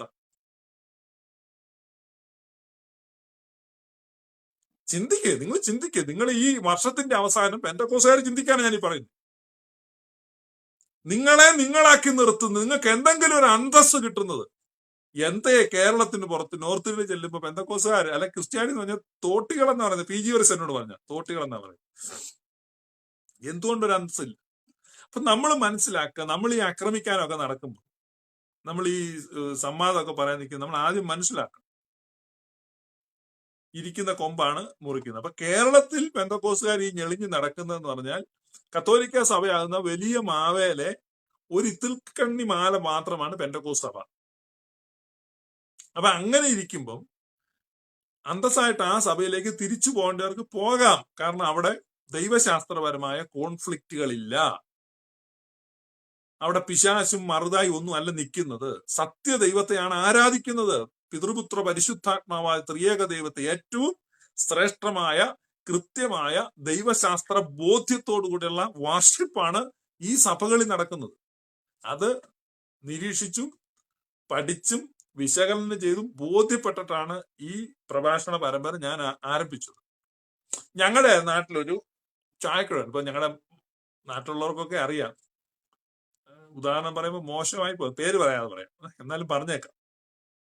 2 കടയുണ്ട്. ഒരു കട ഭയങ്കര തിരക്കാണ്, നല്ല ടേസ്റ്റ് ഉള്ള ഫുഡൊക്കെ. രണ്ടും പിള്ളാച്ചന്മാരുടെ കടയാണ്. അപ്പൊ ഇപ്പറേ ഒരു കട, ഇത് രണ്ടും അടുത്തടുത്തായിരിക്കും. ഇപ്പൊ ഇപ്പറ അത്രയും വലിയ തിരക്കില്ല, മറ്റേ കടയുടെ അത്രയും തിരക്കില്ല. ഇടയ്ക്കൊക്കെ ആള് കയർത്തും. അപ്പൊ നമ്മൾ 2 പേരെ അങ്ങോട്ട് ചായ കുടിക്കാൻ വേണ്ടി കയറി ചെല്ലുമ്പോഴേക്കും അപ്പുറത്ത് ഇങ്ങനെ ആൾ ഒത്തിരി കയറുന്നുണ്ട്. അപ്പം ഈ പുള്ളി എന്ത് ഒച്ചയില് ഈ മേശയുടെ അടുത്ത് ഇരിപ്പുണ്ട് ഓണർ. നമ്മൾ 2 പേര് ചായ കുടിക്കാൻ അങ്ങോട്ട് കയറി കഴിഞ്ഞപ്പോ നിങ്ങൾ 2 പേര് ആ കടയിലോട്ട് കയറുകയാണെങ്കിൽ പുള്ളി ഒച്ചാൽ 5 ചായ എന്നിട്ട് പുള്ളി ശബ്ദം താഴ്ത്തി 3 ക്യാൻസൽ എന്ന് പറയും. അതാരും കേൾക്കത്ത്. നമ്മൾ 2 പേരാ ചായ കയ്യില്. എന്നിട്ട് അപ്പൊ നമ്മൾ വിചാരിക്കും ചായ അടിക്കാൻ അവിടെ ആരാണ്ട് ഇരിപ്പുണ്ട്. അവിടെ ചായ അടിക്കാരനൊന്നും ഇല്ല, ഈ ഓണർ തന്നെയാ ചായ അടിക്കുന്നത്. അപ്പൊ ഈ മേശയ്ക്ക് നിന്ന് ഈ പുള്ളി തന്നെ എഴുന്നേറ്റ് പോയി എന്ത് ചെയ്യാ, ഇത് അടിക്കുക. പുള്ളി ചുമ്മാ ഒരു ഓളം വെക്കുന്ന. അപ്പുറം ഇരിക്കുന്ന കടക്കാരൻ കേൾക്കണം ഇവന്റെ കടയിലും ആള് കയറുന്നുണ്ട്, അതിനുവേണ്ടി പുള്ളി ഒച്ച 2 ചായ, എന്നിട്ട് ഈ പുള്ളി തന്നെ പോയി അടിക്കുന്നു. ഇങ്ങനത്തെ ധാരണകളൊക്കെയാണ്. അപ്പൊ ഈ പിതാവ് പുത്രനെ ഭൂമിയിലേക്ക് അയക്കുന്നു. അപ്പം പുത്രൻ ഭൂമിയിലേക്ക് പോയാട്ടെ എന്ന് പറയുന്നു. കുറച്ചു നേരം കഴിഞ്ഞ് പിതാവ് തന്നെ എഴുന്നേറ്റ്, ഒരാളല്ലേ ഉള്ളൂ, പിതാവ് തന്നെ എഴുന്നേറ്റ് ഇങ്ങോട്ട് പോരുന്നു. ഇങ്ങനത്തെ വികലമായ ചിന്തകളാണ്, ഇങ്ങനത്തെ വിഡ്ഢിത്തരമാണ് ഈ പെന്തക്കോസ്റ്റ് തിയോളജി. പക്ഷെ അതിൽ നിന്നെല്ലാം വ്യത്യസ്തമായി നമ്മുടെ വിശുദ്ധ പിതാക്കന്മാർ നമുക്ക് തന്നിരിക്കുന്ന പിതാവ്, പുത്രൻ, പരിശുദ്ധാത്മാവ് എന്ന 3 ന്യൂമാകളിൽ ഏക സാരാംശത്തിൽ നിലനിൽക്കുന്ന തൃത്വത്തെക്കുറിച്ചുള്ള ദർശനത്തിന്റെ അടിസ്ഥാനത്തിൽ രൂപപ്പെടുത്തിയിരിക്കുന്ന പ്രാർത്ഥനകളും പാട്ടുകളും ഒക്കെ ആയിട്ടുള്ള കൃത്യമായ ദൈവശാസ്ത്ര ബോധ്യം, ആ കൃത്യമായ ദൈവശാസ്ത്ര ബോധ്യമുള്ള സഭയാണ്. അപ്പൊ അത് വിട്ടിട്ടാണ് നമ്മൾ വെറുതെ ഈ മണ്ടത്തരത്തിലെല്ലാം പോയി ചാടിക്കിടന്നത്. അതുകൊണ്ടാണ് ഞാൻ ഈ വർഷത്തിന്റെ അവസാനം പിന്നെയും നിങ്ങളോട് പറയുന്നത്, നിങ്ങൾ മടങ്ങിപ്പോവുക. കാരണം ഇങ്ങനെയുള്ള, പക്ഷെ ഇതിനകത്ത് നിൽക്കുന്ന ആൾ, ഇപ്പൊ സുഭാഷ് കുമാർ മണിയനെ സംബന്ധിച്ചോ അനിൽ കൊടുത്തോട്ടെ സംബന്ധിച്ചോ മടങ്ങിപ്പോവാൻ പ്രത്യേകിച്ച് ഈ ജിജി അബ്രാം ഒക്കെ എടുക്കുവോ, അവർക്ക് വരുന്നില്ലെന്നാ പറഞ്ഞു. നിങ്ങൾ വേണേ അവരെ എടുക്കുക. പക്ഷെ അവരെ സംബന്ധിച്ച് നിങ്ങൾ അവിടെ നിൽക്കുക. പക്ഷെ ഇവിടെ നിൽക്കുമ്പോഴും നിങ്ങൾക്കൊരു ഈ സുബോധമുള്ള ദൈവശാസ്ത്രം നിങ്ങൾ പറയണമെന്നായി പറഞ്ഞു. പെന്തക്കോസ്റ്റിൽ ഇൻകം ഉണ്ടാക്കുന്ന ആളുകളുണ്ട്, വളരെ ഒരു തൊഴിലായിട്ട് എടുത്തിരിക്കുന്നവരുണ്ട്. അവർക്കൊന്നും ഒരിക്കലും വിട്ടുപോകാൻ പറ്റത്തില്ല. കാരണം ആളുകളെ വഞ്ചിക്കുക, പണം ഉണ്ടാക്കുക, അങ്ങനെ ചെയ്തുകൊണ്ടിരിക്കുന്ന ആളുകൾ എന്താ ചെയ്യുക? ഒന്നും ചെയ്യാനില്ല. അപ്പൊ ഞങ്ങൾ പറയാണ്, ഇനി മക്കളെ തിന്നാലും മറയത്ത് തിന്നണം. അതൊരു പഴഞ്ചൊല്ല. മക്കളെ തിന്നുകയാണെങ്കിലും മറയത്ത് വെച്ച് തിന്നണം. അപ്പൊ എന്തായാലും പെന്തക്കോസ്റ്റ് ആയിട്ട് നിൽക്കുകയാണെങ്കിൽ നിങ്ങൾ ഒരു അന്തസ്സുള്ള ദൈവശാസ്ത്രവുമായിട്ട് നിൽക്കും. ഈഗോ ഒക്കെ അങ്ങ് കളാം. ഇപ്പൊ ഉദാഹരണത്തിന് നമ്മൾ പാട്ട് പാടുക, നമ്മളിപ്പം ഒരുപാട് പാട്ട് പാടുന്ന നമ്മള് സർവ നന്മകൾക്കും സർവദാനങ്ങൾക്കും ഉറവിടമാമെന്നേശുവേ, സർവ നന്മകൾക്കും സർവദാനങ്ങൾക്കും ഉറവിടമാമെന്നേശുവേ. അപ്പൊ നമ്മളിങ്ങനെ പാടുക. പക്ഷെ അതിന്റെ ബൈബിളിൽ പറയുകയാണ്, എന്താണ്? യാക്കോബിന്റെ ലേഖനം നമ്മൾ വായിച്ചു കഴിയുമ്പം അവിടെ എഴുതിയിരിക്കുകയാണ്, നിങ്ങളിൽ ഒരുവന് ജ്ഞാനം കുറവാണെങ്കിൽ ഔദാര്യമായിട്ട് നൽകുന്ന ദൈവത്തോട് ചോദിക്കട്ടെ. അല്ലെ? അവിടെ യാക്കോബിന്റെ ലേഖനത്തിൽ ജ്ഞാനത്തെ കുറിച്ച് പറയുന്നുണ്ട്. അവിടെ പറയാണ്, എല്ലാ നല്ല ദാനവും തികഞ്ഞ വരം ഒക്കെയും എവിടുന്ന് വരുന്നു? എല്ലാ നല്ല ദാനവും തികഞ്ഞ വരം ഒക്കെയും ഉയരത്തിൽ വെളിച്ചങ്ങളുടെ പിതാവിൽ നിന്ന് ഇറങ്ങി വരുന്നു. ഇതാണ് സ്ക്രിപ്ചർ. അപ്പൊ വേദപുസ്തകം പറയുന്നു, നിങ്ങൾ പറയുന്നു ഈ സോളാ സ്ക്രിപ്ചറാ, ഇതാണല്ലോ നിങ്ങളുടെ പുസ്തകം. അപ്പൊ നിങ്ങളുടെ പുസ്തകം പറയുന്നു എല്ലാ നല്ല ദാനവും തികഞ്ഞ വരമൊക്കെയും ഉയരത്തിൽ വെളിച്ചങ്ങളുടെ പിതാവിൽ നിന്നാണ് ഇറങ്ങി വരുന്നത്. അപ്പൊ ഇതോ എല്ലാ നല്ല ദാനങ്ങളുടെയും ഉറവിടം പിതാവാണെന്ന് ബൈബിൾ പറയുമ്പോൾ നിങ്ങൾ പാടും, സർവ നന്മകൾക്കും സർവദാനങ്ങൾക്കും ഉറവിടമാമെന്നേശുവേ. കുഴപ്പമുണ്ടോ? നല്ല ട്യൂണല്ലേ? ഈണത്തിൽ അപ്പന് വിളിച്ചാലും ആമേൻ പറയുന്നവരാ ഈ പെന്തക്കോസ്തുകാര്. കാരണം ഇവർക്ക് ഈണം മതി. എന്താണ് ഇതൊന്നും ശ്രദ്ധിക്കുന്നില്ല. ഞാൻ പറഞ്ഞത് നിങ്ങളുടെ ബൈബിളിൽ ഇരിക്കുന്ന ആ വാക്യത്തിന് വിപരീതമായിട്ട് പാട്ട് പാടുക. അതാണ് ഞങ്ങൾ പറയുന്നത് liturgical theology of orthodox church. മുൻ ഓർത്തഡോക്സുകാരെ ഞങ്ങൾ ആഹ്വാനം ചെയ്യുന്നത് ഇത്തരം അബദ്ധങ്ങൾ പാടാതെ കൃത്യമായ ദൈവശാസ്ത്രം പിതാക്കന്മാരാൽ പരിശുദ്ധാത്മാവിന്റെ കിന്നരം എന്ന് അറിയപ്പെടുന്ന മാർ അപ്രയം ദ സിറിയൻ, അദ്ദേഹത്തിന്റെ പാട്ടുകള്, സെറൂഗിലെ Yakob, the flute of the Holy Spirit, the harp of the Holy Spirit, അങ്ങനെ പരിശുദ്ധാത്മ നിയോഗിതരായിട്ട് എഴുതിയിരിക്കുന്ന പാട്ടുകളും പ്രാർത്ഥനകളും എല്ലാം ചേർത്ത് കോർത്തിണക്കിയിരിക്കുന്ന ഉദാത്തമായിരിക്കുന്ന ദൈവശാസ്ത്രമുള്ള സഭ നമുക്കിവിടെ ഉണ്ട്. 2000 വർഷത്തെ പഴക്കവും പാരമ്പര്യവുമുള്ള സഭയുണ്ട്. അപ്പൊ പിന്നെ എന്തിന് നമ്മള് ഈ നൂതന ഗ്രൂപ്പിൽ പോയി കടന്ന് ഈ അബദ്ധങ്ങളെല്ലാം പാടി പറഞ്ഞും നമ്മൾ നശിക്കുന്നു. This is your time. നിങ്ങൾക്ക് തെരഞ്ഞെടുക്കാനുള്ള സമയമാണ്. നിങ്ങളെ ആരും അവിടെ വിറ്റ് തിന്നുന്നില്ല, നിങ്ങളെ ചൂഷണം ചെയ്യുന്നില്ല, നിങ്ങളെ അപമാനിക്കുന്നില്ല, അകാരണമായി നിങ്ങളുടെ വീട് ആരും വിസിറ്റ് ചെയ്യത്തില്ല, നിങ്ങൾക്ക് യാതൊരു പ്രശ്നവും ഉണ്ടാകുന്നില്ല. നിങ്ങളിപ്പം ഗീവറി സാധാരണ അടുത്ത് പോയി പ്രാർത്ഥിച്ചു കഴിഞ്ഞാൽ 2 ദിവസം കഴിയുമ്പം ടക്ക് ടക്ക് ടക്ക് ടക്ക് എന്നൊരു ചേട്ടാ പുണ്യവാളൻ കുതിര കൊണ്ട് കിട്ടിട്ട് നീ പുല്ലെല്ലാം പറിച്ച് കുതിരയ്ക്ക് കൊടുക്കുക, ഇതൊന്നും പറയുന്നില്ല. എന്നാ മോളിക്കുട്ടി നീ ഒരു 10 കിലോ മുതിര സ്പോൺസർ ചെയ്യേ, ഇതിനൊന്നും വരത്തില്ല. നമ്മുടെ ജീവിതത്തിന്റെ പ്രാർത്ഥനാ സഹായങ്ങൾക്കും ആകുലതകളിൽ അത്താണിയായിട്ടും പരിശുദ്ധ അമ്മയും എല്ലാ വിശുദ്ധന്മാരും മലാഖമാരും അവരുടെ പ്രാർത്ഥനകളും എല്ലാം നമുക്ക് സഹായമായിട്ടുണ്ട്. അതാണ് ഒരു പ്രധാന വിഷയം. അതുകൊണ്ട് നിങ്ങൾ ഏറ്റവും പ്രധാനമായിട്ട് മനസ്സിലാക്കേണ്ടത് ഈ വർഷത്തിന്റെ അവസാനത്തിലേക്ക് നമ്മൾ വന്നെത്തിയിരിക്കുമ്പോൾ പെന്തക്കോസ്തൽ അബദ്ധ ചിന്തകളിൽ നിന്ന് നമ്മൾ നമ്മെ സ്വതന്ത്രമാക്കണം. തികഞ്ഞ കൃത്യമായ ദൈവശാസ്ത്രം നമുക്കുണ്ടായിരിക്കണം. ലോജിക്കലായിട്ട് ഈ പെന്തക്കോസ്ത് ഉപദേശവുമായിട്ട് പോയാല് ഒരു തരത്തിലും ഇപ്പൊ അവർ കിടന്ന് ഒച്ച വെക്കുന്നില്ലാതെ മുസ്ലിങ്ങളോടോ യുക്തിവാദികളോടോ സമ്മതിക്കാനുള്ള കെൽപ്പ് ആ ദൈവശാസ്ത്രത്തിനില്ല. പക്ഷെ ഓർത്തഡോക്സ് ദൈവശാസ്ത്രം അത് കാലത്തെ ജയിച്ചതാണ്. അതുകൊണ്ടാണ് ഇന്ന് പാശ്ചാത്യ ലോകത്ത് അദമ്യമായ ആഭിമുഖ്യമാണ് ദൈവശാസ്ത്രജ്ഞന്മാരുടെ ഇടയിൽ ഓർത്തഡോക്സ് തിയോളജിയോട്. അതായത് ഓർത്തഡോക്സ് തിയോളജിയോട് പാശ്ചാത്യരുടെ ഇടയില് ദൈവശാസ്ത്രജ്ഞന്മാരുടെ ഇടയില് വലിയ ആഭിമുഖ്യമാണ്. കാരണം യുക്തിഭദ്രമായ യുക്തിസഹമായ ചോദ്യങ്ങൾക്ക് ഉത്തരമുള്ള ശക്തമായ അടിത്തറയുള്ള മികച്ച തത്വശാസ്ത്ര ചിന്തകളുള്ള ദൈവശാസ്ത്രം ആ നിലയ്ക്കാണ്. അപ്പൊ ആ നിലയ്ക്കാണ് ഞാൻ ഈ കണ്ടിന്യൂസ് ആയിട്ട് ഇത് പറഞ്ഞുകൊണ്ടിരിക്കുന്നത്. അത് നിങ്ങൾ ദയവായി മനസ്സിലാക്കുക. കാരണം ഇതിനകത്ത് മൊത്തം അബദ്ധങ്ങളാണ്. ഇവരെ സംബന്ധിച്ച് ഒരു ദൈവമേ ഉള്ളൂ. ഇവർക്ക് ട്രിനിറ്റി എന്താണെന്ന് അറിയത്തില്ല. ജീവിതത്തില് അവർ ട്രിനിറ്റിയെ പറ്റി യാതൊരു ധാരണയില്ല. ഞാൻ ട്രിനിറ്റിയുടെ ക്ലാസ് തുടങ്ങുന്നതിന് മുമ്പ്, ഇറ്റ്സ് ആൻ ഓപ്പൺ ചലഞ്ച്, ഞാൻ ട്രിനിറ്റിയുടെ ക്ലാസ് ഈ ഓൺലൈനിൽ തുടങ്ങുന്നതിന് മുമ്പ് ട്രിനിറ്റി വിശദീകരിക്കുന്ന ഏതെങ്കിലും ഒരാളുടെ വീഡിയോ ഇവിടെ ഉണ്ടോ? എന്റെ കോഴ്സുകാരുടെ കാര്യം ചോദിച്ചോട്ടോ. കത്തോലിക്കരും ഓർത്തഡോക്സുകാരും എല്ലാം എക്സ്ക്യൂസ്, കാരണം അവർക്ക് അതിന്റെ ഡോക്ടറിൻ അറിയാം, അവർ ആ ഡോക്ടറിൻ ഫോൾഡ് ചെയ്യുന്നവരാണ്. അപ്പൊ ഞാൻ പറഞ്ഞത് നമ്മൾ തെറ്റ് പറഞ്ഞുകൊണ്ടിരുന്നപ്പോഴാണ് ഞാനിത് പറഞ്ഞത് തെറ്റാണ്. അപ്പൊ ഇവരെന്ത് ചെയ്തു? നമുക്ക് ട്രിനിറ്റി ഉണ്ട് എന്ന് പറഞ്ഞിട്ട് വീണ്ടും മോഡലിസാ പറയുന്നത്.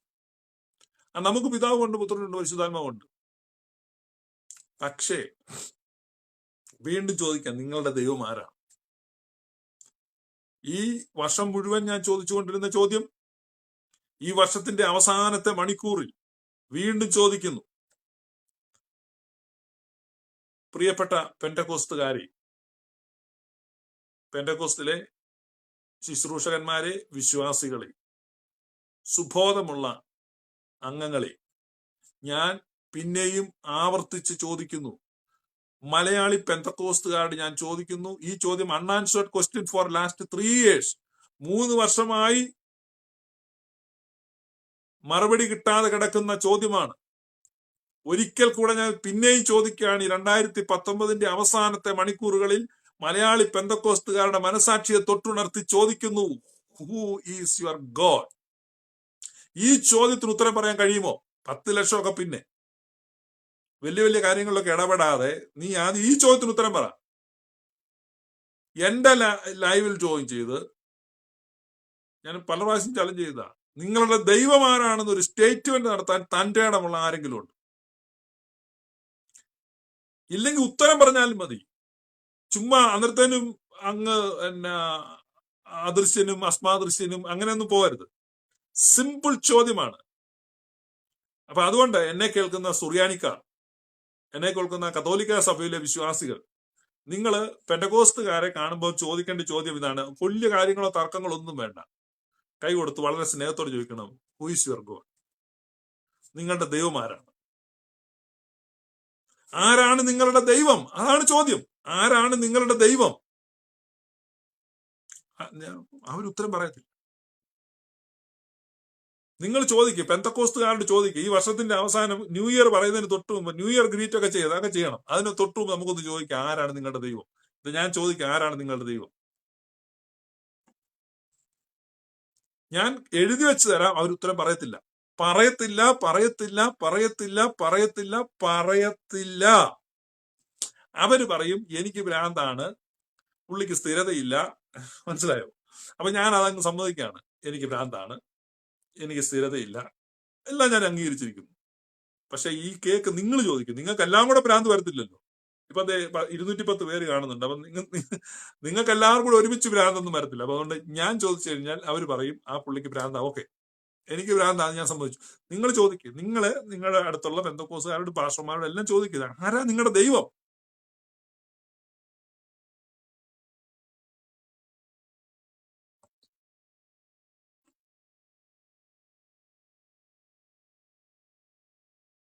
യാവനൊരുത്തൻ മൂവരുമായി മൂവരതൊന്നായും മരുവും താതസുതാശ്വാസപ്രദന സത്യപരനായി സ്തുതി നിത്യം. വളരെ വ്യക്തമായി പിതാക്കന്മാർ ദൈവമാരാണെന്ന് പറയുകയും പാടുകയും ആരാധിക്കുകയും ചെയ്യാണ്. അപ്പൊ ഇത്രയും ശ്രേഷ്ഠമായ പാരമ്പര്യം വിട്ടിട്ട് അവ്യക്തവും അസ്പഷ്ടവും അബദ്ധജടിലവുമായിരിക്കുന്ന ആചാരങ്ങളിലേക്ക് വഴുതി വീണിട്ട് കൂടോത്രം, ബന്ധനമഴിക്കല്, ശാസന, ബത്സനം, ഇതൊക്കെയാണ്. അപ്പൊ ക്രിസ്തീയ പെയിന്റ് അടിച്ച ആഭിചാരമാണ് പെന്തക്കോസ്തൽ സഭകളിൽ നടക്കുന്നത്. ഞാൻ വളരെ വേദനയോടെ പറയുകയാണ്. ഞാൻ കണ്ടെത്തിയ, തിരിച്ചറിഞ്ഞ സത്യങ്ങൾ എന്ന് പറഞ്ഞാൽ ക്രിസ്തീയ പരിവേഷം നൽകിയ ആഭിചാരം എന്നുള്ളതല്ലാതെ അതിന്റെ nothing beyond that. Pure worship ഇല്ല, ശുദ്ധമായ ആരാധന ഇല്ല. ശുദ്ധമായ ആരാധന കാണണമെങ്കിൽ നിങ്ങൾ പരിശുദ്ധ കുർബാനയിലേക്ക് പോകും. അവിടെ ചെല്ലുമ്പോഴാണ് നിങ്ങൾക്ക് ശുദ്ധമായ ആരാധന കാണുന്നത്. നിങ്ങളുടെ മനസ്സിന്റെ വാതായനങ്ങളും ജനാലകളും ഒക്കെ തുറന്നിട്ടിട്ട് നിങ്ങൾ ചെന്നിട്ട് ഒരു വിശുദ്ധ കുർബാനയിൽ സംബന്ധിക്കുക. ആദ്യം മുതൽ ആരംഭം വരെ ഹൃദയം തുറന്നു വെച്ചിട്ട് ആ കുർബാനയിൽ സംബന്ധിച്ച് കഴിയുമ്പോൾ നിങ്ങൾക്ക് മനസ്സിലാവും, this is true worship, this is true worship. Yes, yes, നിങ്ങൾക്ക് മനസ്സിലാവും. ഞാൻ ചുമ്മാ പറയുന്നതല്ല, ഞാൻ ഉള്ളിൽ തട്ടി പറയുന്ന. നിങ്ങളൊരു വിശുദ്ധ കുർബാനയിൽ പോയിട്ട് തുടക്കം മുതൽ തീരുന്ന ശരിക്കും ശ്രദ്ധിച്ച് ഉൾക്കൊണ്ട് നിന്നിട്ട് നോക്ക്. എന്നിട്ട് നിങ്ങളൊരു പെന്തക്കോസ്റ്റൽ ഷോയ്ക്ക് പോകും. കമ്പയർ ചെയ്യാനാണ് ഞാൻ പറയുന്നത്, അല്ലാതെ ചുമ്മാ ഞാൻ അതെല്ലാം തെറ്റാ, അങ്ങോട്ട് പോകണ്ട, ഇതാ ശരി, അങ്ങനെ ഞാൻ പറയുന്നില്ല. നിങ്ങളൊന്ന് കമ്പയർ ചെയ്ത് സൈഡ് ബൈ സൈഡ് ആയിട്ട് വെച്ചിട്ട് കമ്പയർ ചെയ്യും. What is happening there? എന്താണ് അവിടെ പറയുന്നത്, എന്താണ് അവിടെ ചെയ്യുന്നത്? ഒരു പെന്തക്കോസ്റ്റൽ സൺഡേയിൽ അവിടെ തുടങ്ങുമ്പോൾ തൊട്ട് തീരുന്നവരെ എന്താണ് നടക്കുന്നത് കംപ്ലീറ്റ് റെക്കോർഡ് ചെയ്ത് വെച്ചിട്ട് നിങ്ങളൊന്ന് കേക്ക്. ഒരു വിശുദ്ധ കുർബാനയിൽ പോവുക, സംബന്ധിക്കുക, അവിടെ എന്താണ് പറയുന്നത്, അവിടെ എന്താണ് ചൊല്ലുന്നത്, അവിടെ എന്താണ് അർപ്പിക്കുന്നത്, നിങ്ങൾ കമ്പയർ ചെയ്യാൻ ഞാൻ ഓപ്പൺ ചലഞ്ച്, അല്ലെങ്കിൽ ഒരു റിക്വസ്റ്റ്, നിങ്ങളുടെ ഒരു ജ്യേഷ്ഠ സഹോദരൻ എന്ന നിലയ്ക്ക് ഒരു അഭ്യർത്ഥന, അപ്പോൾ തന്നെ നിങ്ങളുടെ ഒരു ഇളയ സഹോദരൻ നിലയ്ക്ക് മുതിർന്നവരോടുള്ള ഒരു അപേക്ഷ ഞാൻ നിങ്ങളുടെ മുമ്പിൽ വെക്കുകയാണ്. നിങ്ങൾ എന്റെ ഈ അപേക്ഷ തള്ളിക്കളയരുത്, നിങ്ങൾ കേക്ക്. നമ്മൾ പെന്തക്കോസ്റ്റിൽ നടക്കുന്ന കാര്യങ്ങൾ ഇത്. ഞാൻ പിന്നെയും പറയാണ്, ഇത് സുഭാഷ് കുമാർ മണിയനും അനിൽ കൊടുത്തോട്ടത്തിനുമുള്ള അപ്പീലല്ല. നിങ്ങൾ കമ്പയർ ചെയ്യുക വേണ്ട, നിങ്ങൾ അവിടെ നിൽക്കുക. ഞാൻ പറഞ്ഞ സുറിയാനി സഭയിൽ നിന്ന് പോയിട്ടുള്ള ആളുകളോടാണ് ഈ പറഞ്ഞുകൊണ്ടിരിക്കുന്നത്. നിങ്ങൾ ഇത് കമ്പയർ ചെയ്യും, കമ്പയർ ചെയ്തിട്ട് നോക്ക്. True worship, true God in spirit and truth, the true worship is happening in holy കുർബാനോ. പരിശുദ്ധ കുർബാനയിലാണ് യഥാർത്ഥ ആരാധന നടക്കുന്നത്. ഒരു ക്രിസ്ത്യൻ റിഫ്ലക്ഷൻ അവിടെയാണ്. നിങ്ങൾ സത്യമായിട്ട് ഞാൻ പറഞ്ഞു, നിങ്ങളൊന്ന് പരിശോധിക്കും. എല്ലാവർക്കും ഉള്ള ഒരു അപ്പീലാണ്, പരിശോധിച്ചു നോക്ക്. മറ്റേന്ന് പറഞ്ഞു കഴിഞ്ഞാൽ അങ്ങ് ഒരു കാളികൂളി പരിപാടി എന്നുള്ളത് ഇനി പറയേണ്ട. നിങ്ങൾ യൂട്യൂബിൽ പോയി കഴിഞ്ഞാൽ നിങ്ങൾക്ക് 2 കുർബാനയും അല്ലെ 2 ശുശ്രൂഷ നിങ്ങൾക്ക് ഫുൾ ആയിട്ടൊന്ന് കമ്പയർ ചെയ്യാൻ പറ്റും. ഒരു 4 മണിക്കൂർ മാറ്റി വെക്കുക, രണ്ടും കൂടി ഒന്ന് കമ്പയർ ചെയ്തു.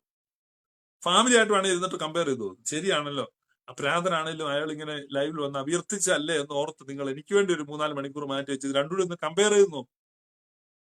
ഞാൻ കമ്പയർ ചെയ്ത് നോക്കി കരഞ്ഞിട്ടുണ്ട്, അറിയോ? ട്രൂ വർഷിപ്പ് അതാണ് നമ്മൾ നഷ്ടപ്പെടുത്തുന്നത്. ദാറ്റ് ഈസ് ട്രൂ വർഷിപ്പ്, സത്യ ആരാധന. ആ സത്യ ആരാധന നടക്കുന്നത്, അതാണ് സത്യവിശ്വാസം. നമുക്ക് അതിലേക്ക് മടങ്ങണം. ഈ 2020 നമുക്ക് അനുഗ്രഹത്തിന്റെയും സമാധാനത്തിന്റെയും വലിയ ചേഞ്ചിന്റെയും വർഷമായി മാറട്ടെ. നമ്മുടെ തലമുറകൾ അനുഗ്രഹിക്കപ്പെടും. കണ്ടിന്യൂസ് ആയിട്ട് ശാപത്തിന്റെ കീഴിൽ കഴിയാതെ അനുഗ്രഹത്തിന്റെയും സമാധാനത്തിന്റെ ശാശ്വത ശൈലങ്ങളുടെ നിഴലിന്റെ കീഴിലേക്ക് നമുക്ക് മാറാം. I welcome you all. ഞാൻ നിങ്ങളെ സ്വാഗതം ചെയ്യുകയാണ് അനുഗ്രഹത്തിലേക്ക്. അപ്പൊ നമ്മൾ ഈ മത്സരികൾ വരണ്ട ദേശത്ത് വർക്ക് ഈ മത്സരത്തിൽ നിന്ന് മാറുക. നമ്മൾ സത്യ ഉപദേശത്തിലേക്ക് മടങ്ങി വരിക. ഞാൻ പറയും, ഇവർക്ക് ദൈവം ആരാണെന്ന് അറിയത്തില്ല. എന്റെ അനുഭവത്തിൽ നിന്നാണ് ഞാൻ പറയുന്നത്. എന്റെ അനുഭവത്തിൽ നിന്ന് ദൈവം ആരാണെന്ന് അറിയത്തില്ല. ഞാൻ എന്റെ ഹൃദയം പൊട്ടിപ്പോയ സങ്കടം വന്ന ഒരു വലിയൊരു സംഭവം ഞാൻ ഒരു പ്രാവശ്യം ലൈവിൽ ഞാൻ 2 പ്രാവശ്യം പറഞ്ഞ. ഞാൻ ഇവിടെ പെന്തക്കോസ്റ്റിൽ ആയിരുന്ന സമയത്ത് സ്തോത്രാഴ്ച എടുക്കാൻ വേണ്ടി പാടുകയാണ്. ദൈവ പിതാവേ, ആ പാട്ട് പാടുക. അപ്പൊ ഞാൻ പറയും, സ്തോത്രാഴ്ചക്കൊന്നും പാടിന്റെ പാട്ടല്ല, അതൊക്കെ നമ്മൾ ഈ വർഷിപ്പ് ചെയ്യേണ്ട പാട്ടാണ്. ഇവർക്ക് ഈ പോത്തിന് ഏത്തവാഴയാന്ന് അറിയത്തില്ല. ഇവര് സ്തോത്രാഴ്ചക്ക് വേണ്ടി പാടുക. അപ്പൊ ഞാനിങ്ങനെ വർഷിപ്പ് ചെയ്തോണ്ടിരിക്കുക. അപ്പൊ ഒരു ട്രിനിറ്റേറിയൻ വർഷിപ്പ് ഒക്കെ ഈ പെന്തക്കോസ് വരിക എന്ന് പറഞ്ഞു കഴിഞ്ഞാൽ അങ്ങ് ഈ സൗദി അറേബ്യയിൽ മഴ പെയ്യുന്ന പോലെ വല്ലപ്പോഴും ഒരു പാട്ടാ വരുന്നത്. അപ്പൊ യേശുവേ നാഥ പാടി കഴിഞ്ഞപ്പോഴേക്കും ഈ സ്തോത്രകാഴ്ച സന്ധ്യ എല്ലാം എന്ത് ചെയ്തു, തിരിച്ചു വന്നു. അന്നേരത്തിന് പാസ്റ്റർ പറയും, മതി അർപ്പിച്ചിരിക്കുന്നു സ്തോത്രകാഴ്ചക്ക്. അപ്പം പാവനാത്മാവെ പാടിയില്ല. അവരെ സംബന്ധിച്ച് അതൊരു വിഷയമല്ല. പക്ഷെ എന്നെ സംബന്ധിച്ച് എനിക്ക് ഭയങ്കര വിഷമായി.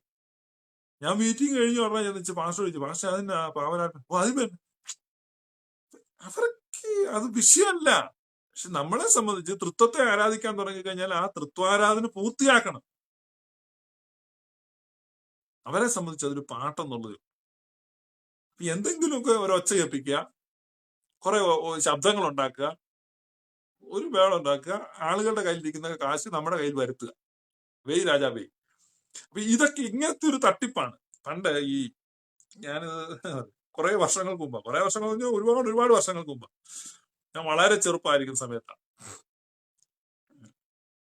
ഞാൻ എന്റെ ഏർലി 20s ഞാൻ എന്തോ ഒരു കാര്യത്തിന് മല്ലപ്പള്ളി പോയി. എന്ത് കാര്യം നമുക്ക് ഇപ്പൊ ഓർക്കുന്നില്ല. സന്ധ്യ കഴിഞ്ഞാൽ മല്ലപ്പള്ളി നിൽക്കുക. അപ്പോഴേക്കും ഒരു ബിരുദം വന്നിട്ട് അവിടെ കുറെ സാധനങ്ങളെല്ലാം വെച്ചിട്ട് ഈ വിൽക്കുക. ഈ ഉണ്ടല്ലോ ചെറിയ തൈലം അതും ഇതൊക്കെ, മാജിക് ഉണ്ട്, ചെറിയ മാജിക്. ഇങ്ങനെ വെച്ചൊരു പൂ ഉണ്ടാക്കുന്നു, പക്ഷി ഉണ്ടാക്കുന്നു. അപ്പൊ ആള് കൂടി കഴിഞ്ഞപ്പോ ഈ പുള്ളി ഒരു 100 രൂപ എടുത്ത് വെച്ചിട്ട് പറഞ്ഞു, ഞാൻ ഈ 100 രൂപ കത്തിക്കും. ഈ 100 രൂപ കത്തിച്ചിട്ട് ആ ചാരത്തിൽ നിന്ന് ഈ 100 രൂപ തിരിച്ചെടുക്കും. അതാണ് പുള്ളി പറയുന്നത്. അപ്പൊ ഇടയ്ക്കിടയ്ക്ക് പുള്ളി പറയും, ഈ 100 രൂപ ഞാൻ കത്തിക്കും, ആ ചാരത്തിൽ നിന്ന് 100 രൂപ തിരിച്ചെടുക്കും. ഈ 100 രൂപ കത്തിക്കും, ആ ചാരത്തിൽ. അപ്പൊ ഞാനെന്നാ ഇത് കാണാൻ വേണ്ടി നിന്നു. അപ്പൊ എന്റെ കോട്ടയം ബസ് എല്ലാം ഇങ്ങനെ പൊക്കോണ്ടിരിക്കുക. അപ്പൊ ഞാനിത് ഈ പുള്ളി ഇത് കത്തിക്കും, ചാരത്തിൽ നിന്ന് ഈ നോട്ട് പൊക്കും, അത് കണ്ടിട്ട് പോകാൻ നിൽക്കുക. അപ്പൊ എന്റെ അകത്ത് വലിയ വിഷമമാണ്. അന്നത്തെ കാലം സ്കൂട്ടർ ഒന്നും ഇല്ലെന്നേ, ബസ്സേ കയറി വേണം പോവാൻ. എന്റെ ചങ്ക് പിടയ്ക്കുക, ബസ്സെല്ലാം പോവും, ഓരോ ബസ്സും പോകും, രാത്രി ആയിക്കൊണ്ടിരിക്കുക. അങ്ങനെ വീട്ടിൽ പോകും. പക്ഷെ ഇത് കാണാൻ പോകാൻ പറ്റും. അപ്പൊ അങ്ങനെ നിന്ന് അപ്പൊ ആളുകൾ ഒത്തിരി നേരം നിന്ന് ചെറിയ പരിപാടി വെച്ച് തൈലം വിറ്റു. ഇങ്ങനെ ആളുകൾ പിരിഞ്ഞോണ്ടിരിക്കുക. ആളുകൾ പിരിഞ്ഞ് ആളുകളെല്ലാം പിരിഞ്ഞ് രാത്രി 9 ആയി. അപ്പം ഞങ്ങൾ 2-3 പേരെ അവശേഷിച്ചിട്ടുള്ളൂ. അപ്പൊ ആദ്യം തൊട്ട് എന്നെ പോലെ വേറൊരുത്തിന് നിൽപ്പുണ്ടായിരുന്നു ഇത് കാണാൻ. അപ്പൊ രാത്രി ഞാനും പുള്ളി ചോദിച്ചു, ചേട്ടാ അപ്പൊ അത് അല്ല നോട്ട് കത്തിക്കുന്നു, 100 രൂപ കത്തിച്ചിട്ട് ചാരത്തിൽ 100 രൂപ എടുക്കുമല്ലോ. അപ്പൊ അത് ഞാൻ മിണ്ടിയൊന്നുമില്ല, ഞാൻ അവിടെ നിൽപ്പുണ്ട്. അപ്പൊ ഇയാള് പോയി ചോദിച്ചു, എന്നെ പോലെ തന്നെ 6 മണി തൊട്ടോട്ട് നിൽക്കുന്ന അവനും. അപ്പൊ ഇവൻ പറയാ, നോട്ട് കത്തിക്കുന്നതേ ഇന്ത്യൻ ശിക്ഷാ നിയമം അനുസരിച്ച് വലിയ കുറ്റം, അതറിയത്തില്ല. നോട്ട് കത്തിക്കുന്നത് ഭയങ്കര കുറ്റമാണ്. അവനിത് വിറ്റ് കാശുമായിട്ട് വീട്ടിൽ പോയി. പിറ്റേ ദിവസം എവിടെയെങ്കിലും പോയി പുള്ളി ഇത് കത്തിക്കുമെന്ന് പറഞ്ഞാണ്. ഞാൻ പിന്നെ അന്ന് വലിയ വിഷമിച്ചു. പിന്നെ എനിക്കൊരു ലോറി കിട്ടി. ആ ലോറിയില് ഞാൻ തപ്പിപ്പിടിച്ച് പാമ്പാടി വന്നിറങ്ങി. അവിടുന്ന് വേറൊരു വണ്ടിയെ മണ്ണാട് കാവലെ ഇറങ്ങി. മണ്ണാട് കാവലെ പിന്നെ വീട്ടിലോട്ട് നടന്നു പോയി. കൊച്ചുകുളപ്പാൻ കാലത്താ വീട്ടിൽ ചെന്നത്. നോട്ട് കത്തിക്കുന്ന കാണാൻ നിന്നതാണ്. മര്യാദയ്ക്ക് നേരത്തെ വീട്ടിൽ നിന്ന് കഞ്ഞിയും കുടിച്ചിട്ട് കിടക്കണ്ടേ ഞാന്. അപ്പൊ ഞാൻ ഈ പറഞ്ഞു, ഇങ്ങനെയുള്ള തട്ടിപ്പുകാരെല്ലാം ഉണ്ട്. അപ്പൊ അവരിങ്ങനെ അതും ഇതും പറയും. നമുക്ക് ഒരു 21 ഇരിക്കാം, അപ്പൊ നിന്റെ ബന്ധനം അഴിയും. പിന്നെ 7 ഇരിക്കും. അപ്പൊ നിന്റെ മകളുടെ ബന്ധനം അഴിയും, അതഴിയും, ഇതഴിയും, മറ്റേതാണ്, മറിച്ചതാണ്, പോരാട്ടമാണ്, ചതുറാണ്, അപ്പുറത്തുകാർ കൂടോത്രം ചെയ്തിട്ടുണ്ട്, ഇപ്പുറത്തുകാർ ചെയ്തിട്ടുണ്ട്, അവിടുന്ന് വരുന്നുണ്ട്, ഇവിടുന്ന് വരുന്നു, ഇങ്ങനെ നിന്നോട് പറഞ്ഞ് നിന്നെ വലച്ചുകൊണ്ടിരിക്കും. അപ്പൊ നീ എപ്പോഴും പ്രോമിസ് ആണ്. പെന്തക്കോസ്തുകാർ ഒരിക്കലും ഇന്നിൽ ജീവിക്കല്ല, നാളെയില്ല ജീവിക്കും. ഒരിക്കലും വരാത്ത നാളെ, ഭാവി ചുമ്മാ പ്രോമിസ് കൊടുക്കുക. ഇപ്പൊ തന്നെ ഈ എഴുതുന്നുണ്ട് 31-ാം തീയതി രാത്രി കുപ്പിയിലാക്കി നിനക്ക് ഒരു കടലാസ് തരും. ഈ 2020 അത് നടക്കും, ഇത് നടക്കും, നീ മറ്റേ നടക്കും. അപ്പൊ നീ സ്വപ്നലോകത്ത് ഇങ്ങനെ ജീവിക്കുകയാണ്. വിശ്വാസികളെ മുഴുവൻ സ്വപ്നലോകത്ത് മേയാൻ വിട്ടിട്ട് അവരുടെ വിഭവങ്ങളെ ചൂഷണം ചെയ്യുന്ന കൊടിയ ചെന്നായ്ക്കളാണ്. അതാണ് നടക്കുന്നത്. യാഥാർത്ഥ്യത്തിലേക്ക് വാ, ഇന്നിലേക്ക് വാ. ഇന്നിൽ ജീവിക്കാൻ സമ്മതിക്കില്ല. അപ്പം പിന്നെ പ്രോമിസാണ്. പിന്നെ അവിടുന്ന് ഇവിടുന്ന് പ്രവാചകന്മാർ വരും. ഇവിടുന്ന് വരുന്ന പ്രവാചകൻ അത് പ്രവചിക്കും, അവിടുന്ന് വരുന്ന പ്രവാചകൻ ഇത് പ്രവചിക്കും. ഇങ്ങനെ ഭയങ്കര പ്രവചനമാണ്. പ്രവചനം ഇങ്ങനെ നടന്നുകൊണ്ടിരിക്കും. അത് കിട്ടും, ഇത് കിട്ടും. എന്റെ പൊന്നു സഹോദരന്മാരെ, എന്നോട് ഈ പ്രവാചകന്മാർ പറഞ്ഞിട്ടുള്ള പ്രവചനമൊക്കെ നിങ്ങൾ കേൾക്കണം. ആ പ്രവചനം എല്ലാം കൂടെ നടന്നിരുന്നെങ്കിൽ ഇപ്പം നമ്മുടെ ട്രംപ് എന്റെ ഷൂസ് പോളിഷ് ചെയ്തുകൊണ്ട് ഇവിടെ ഇരുന്നേ. ആ രീതിയിലുള്ള നമ്മുടെ ഇപ്പോഴത്തെ ഈ ഭാഷ പറഞ്ഞ തള്ളലാണ്. ഇങ്ങനെ അത് കിട്ടും, ഇത് കിട്ടും. ഞാനെല്ലാം കൂടെ കണക്ക് കൂട്ടി കഴിഞ്ഞപ്പോഴേക്കും ഞാൻ ഈ കഴിഞ്ഞ ദിവസം എന്നോട് പറഞ്ഞ പ്രവചനം എല്ലാം കൂടെ നടന്നിരുന്നെങ്കിൽ ഏറ്റവും കുറഞ്ഞത് എന്റെ ഷൂ പോളിഷ് ചെയ്യാൻ ഞാൻ ട്രംപിനെ വെച്ചാൽ. അത്രയ്ക്ക് ഭയങ്കര പ്രവചനം. ഇത് ഇവർക്കൊരു മടിയില്ല. നല്ലതാ ഇടവേളകളിൽ പോയി ഇതൊക്കെ കേൾക്കാനും ഒരു ഉത്സാഹം പ്രാപിക്കാനും ഒക്കെ നല്ലതാണ്. നമ്മളെ പറ്റി നീ അതാവും ഇതാവും എന്നൊക്കെ കേൾക്കും. പക്ഷെ അതുകൊണ്ട് സ്വന്തം കുടുംബവും തറവാടും ഒന്നും വിടേണ്ട ആവശ്യമില്ല. നമുക്ക് പ്രവചനമൊക്കെ കേൾക്കുന്നത് നല്ലതാണ്. അതുകൊണ്ട് ഈ വീട് വിട്ട് പോയിട്ടുള്ളവർ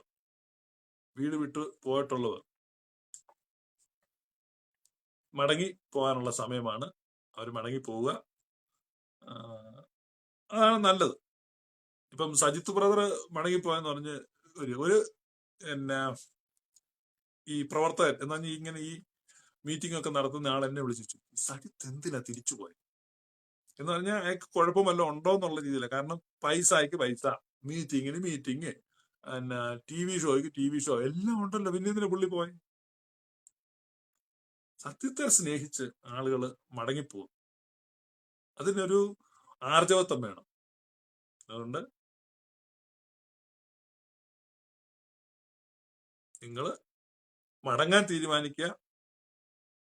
അങ്ങനെയുള്ള ആളുകൾ എന്ന് പറഞ്ഞാൽ മടങ്ങാൻ എന്തെങ്കിലും സൗകര്യമോ സാഹചര്യമോ ഒക്കെ ഉള്ള ആളുകൾ മടങ്ങാൻ തീരുമാനിക്കുക. വളരെ നല്ലതായിരിക്കും. അങ്ങനെ മടങ്ങുന്നവരെ ഓർത്ത് ആണ് ഞങ്ങൾ അഭിനന്ദനങ്ങളെ അയക്കുന്നത്. ഇപ്പം നമ്മുടെ ഇന്ന് ഞാനൊരു പോസ്റ്റ് ഇട്ടായിരുന്നു, ബിനു ജോർജ് ഒരു ഫാമിലി ആയിട്ട് മടങ്ങുക. അങ്ങനെ ഒത്തിരി ഫാമിലീസ് മടങ്ങുന്നുണ്ട്. അതുകൊണ്ട് നിങ്ങൾക്ക് മടങ്ങാൻ താല്പര്യമുള്ളവർ മടങ്ങുക. കൂദാശ ജീവിതം അതിമഹത്വം സജിത് ജോസഫ് കൊട്ടാരത്തിൽ എഴുതിയിരിക്കുന്നു. അതാണ് അതിന്റെ ശരി. കാരണം ഈ കൗദാശിക ജീവിതം എന്ന് പറയുന്നത് ഏറ്റവും ശ്രേഷ്ഠമാണ്, മിസ്റ്ററിയാണ്. അപ്പൊ അതാണ് ക്രിസ്ത്യാനിറ്റിയുടെ മിസ്റ്ററി, അല്ലാതെ ബന്ധനം അഴിക്കുന്നതല്ല. ഇത് ഇവര് വിചാരിക്കുന്നത് ഈ കെട്ടഴിച്ചു വിടുന്നു, പൊട്ടിക്കുന്നു, കൂദാശ. ആ കൂദാശയിലാണ് മിസ്റ്ററി. ആ അപ്പവീഞ്ഞുകളിലാണ് ആ അത്ഭുതം. മനസ്സിലായോ? അപ്പൊ അതിൽ കർത്താവിന്റെ രക്തശരീരങ്ങളാണ്.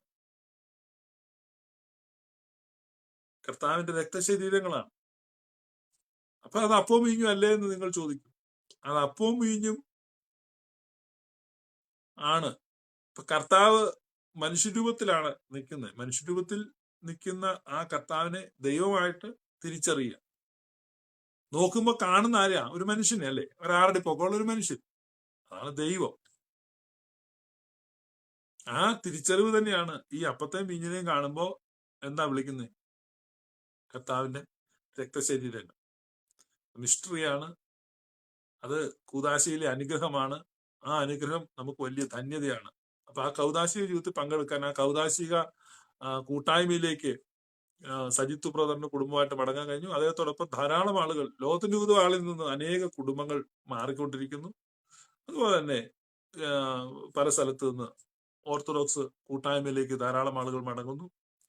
ഇപ്പൊ എന്ന് പറഞ്ഞാൽ എല്ലാവരുടെ പെന്തക്കോസ് അടച്ചു പോകാനൊന്നുമല്ല. പെന്തക്കോസിൽ അങ്ങനെ എല്ലാവർക്കും അടച്ചൊന്നും പോകാൻ പറ്റത്തില്ല. റെസ്പോൺസിബിലിറ്റി നിൽക്കുന്ന ആളുകൾ, റെസ്പോൺസിബിലിറ്റിയിൽ നിൽക്കുന്ന ആളുകൾക്ക് പോകാൻ പറ്റുമോ? റെസ്പോൺസിബിലിറ്റി നിൽക്കുന്ന ആളുകൾക്ക് പോകാൻ പറ്റത്തില്ല. കാരണം പണ്ട് ഒരു പയ്യൻ, ഒരു ചെറുക്കൻ സ്കൂളിൽ താമസിച്ചു മണിയടിച്ചിട്ട്. ഞങ്ങളുടെയൊക്കെ കാലത്ത് 10 മണിക്കാണ് ഈ സ്കൂൾ തുറക്കുന്നത്, ഇപ്പോഴത്തെ പോലെ ഒന്നും. അപ്പൊ ഇവൻ ക്ലാസ്സിലോട്ട് ഓടിക്കാതെ ചെയ്യുമ്പോൾ 10:10 ഇപ്പൊ സാറ് ചോദിച്ചു, അത് ചൂരൽ എന്ന് പറഞ്ഞൊരു സാധനമൊക്കെ ഉണ്ട് ഇങ്ങനെ. സാറ് എന്നാടാ താമസിച്ചേ എന്ന്. അടുത്തേനും ഇവൻ പറഞ്ഞു, സാറേ ഞാൻ വരുന്ന വഴി ഒരാളുടെ ഒരു വെള്ളിരൂപ കാണാതെ പോയി. വെള്ളിരൂപ എന്ന് പറഞ്ഞൊരു സാധനം ഉണ്ടായിരുന്നു, ഇപ്പൊ ഒക്കെ ഉണ്ടോന്ന് എനിക്ക് അറിയത്തില്ല. 1 രൂപയുടെ ഒരു വട്ടത്തിരിക്കുന്ന ഒരു നാണയം, വെള്ളിരൂപ. വെള്ളിയൊന്നും അല്ല കേട്ടോ. അപ്പൊ വെള്ളിരൂപ കാണാതെ പോയി. അപ്പൊ സാറ് ചോദിച്ചു, അതിനെന്നാടാ? അല്ല, അതെല്ലാരും കൂടി തപ്പുമായിരുന്നു. അതിനെന്നാന്ന് വരുന്ന വഴി ഒരാളുടെ വെള്ളിരൂപ കാണാതെ പോയി, എല്ലാരും കൂടി തപ്പുമായിരുന്നു. നീ വള്ളിക്കൊടുത്ത് വരണ്ടേ? നീ ഇങ്ങോട്ട് പോകുന്നല്ലേ, നിനക്ക് ഇങ്ങോട്ട്. അത് ഞാനവിടെ നിൽക്കുകയായിരുന്നു. അതെന്തിന്? സാറേ, ഒരാളുടെ വെള്ളിരൂപ കാണാതെ പോയി, എല്ലാവരുടെ കൂടി തപ്പുമായിരുന്നു, ഞാൻ അവിടെ നിൽക്കുകയായിരുന്നു, അതുകൊണ്ടാ താമസിച്ചത്. അപ്പൊ നീ എന്തിനാ അവിടെ നിന്ന്? സാറേ, ഞാനത് ചവിട്ടി പിടിച്ചോണ്ട് നിൽക്കുകയായിരുന്നു. ഈ വെള്ളിരൂപ ഞാൻ ചവിട്ടി പിടിച്ചോണ്ട് നിൽക്കുക, പിന്നെ എങ്ങനെ പോരുന്നേ? അങ്ങനെ വെള്ളിരൂപ ഒക്കെ ചവിട്ടി പിടിച്ചോണ്ട് നിൽക്കുന്നവരുണ്ട്, പോരാൻ വലിയ ബുദ്ധിമുട്ടാ. അപ്പൊ അത് അങ്ങനെയുള്ളവരാരും തിരിച്ചു പോരല്ല, അവിടെ നിന്നോണം. റെസ്പോൺസിബിലിറ്റി ഉള്ളവരല്ലേ, നിങ്ങൾക്ക് തിരിച്ചു വരാൻ പറ്റത്തില്ല, അവിടെ നിൽക്കുക. അപ്പൊ അങ്ങനെ അതൊന്നും ചവിട്ടി പിടിച്ചിട്ടില്ലാത്തവര് നീ പോരെ, തിരിച്ചു പോരുക. അവർക്കുള്ള ഒരു ആഹ്വാനമാണ്, അവരുടെ സമയമാണ്. അപ്പൊ അങ്ങനെയാ നമുക്ക് തിരിച്ചു പോരേണ്ടവര് തിരിച്ചു പോരുക.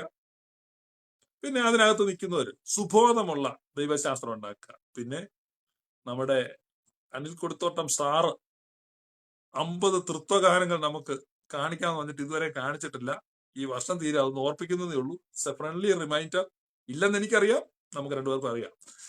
അപ്പം അങ്ങനെ പറഞ്ഞത് 50 തൃത്വഗാനങ്ങൾ, പെന്തക്കോസ്തിൽ പാടുന്ന 50 തൃത്വസ്തുതിയുടെ ഗാനങ്ങൾ. ഏതാ നമ്മൾ പാടുന്ന?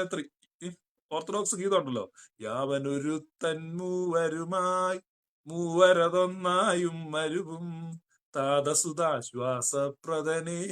അങ്ങനെ പാടുന്ന തൃത്വത്തെ സ്തുതിക്കുന്ന ഗാനങ്ങൾ 50 എണ്ണം പെന്തക്കോസ്തിലുണ്ടെന്നാണ് പറഞ്ഞത്. ഇന്നുവരെ ആരും പറയത്തില്ല 50 എണ്ണം.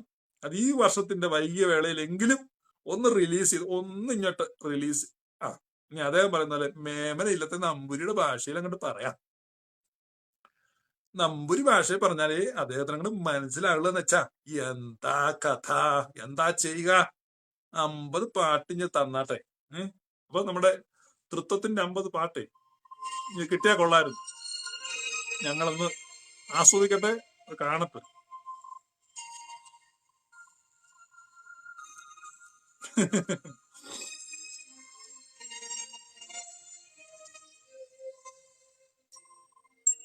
ജെയ്സ് പാണ്ടനാട് പാസ്റ്റർ നല്ല വിവരമുള്ള ഒരു പാസ്റ്ററാണ്. പെന്തക്കോസ്തി കാര്യങ്ങളെല്ലാം അറിയാം. പക്ഷെ ധൃതരാഷ്ട്രയെ പോലെയാ. പാണ്ഡവ യുദ്ധം നടക്കുന്നതിന് മുമ്പ് ധൃതരാഷ്ട്രക്കെല്ലാം അറിയായിരുന്നു, പക്ഷെ മിണ്ടാൻ പറ്റിയില്ല. ഈ കുർബാന അനുഗ്രഹങ്ങളും സമാധാനവും ബലിയും സ്തോത്രവും ആകുന്നു. കുര്യൻ ഈശോ കുമ്പോളിൽ കൂടോത്രം പറഞ്ഞ് വലയ്ക്കുക മാത്രമല്ല, ഈ നരകമില്ലെങ്കിൽ നല്ലൊരു ചോദ്യ ഗോഡ്വിൻ MC ചോദിച്ചിരിക്കുന്നത്. നിങ്ങൾക്ക് എന്ത്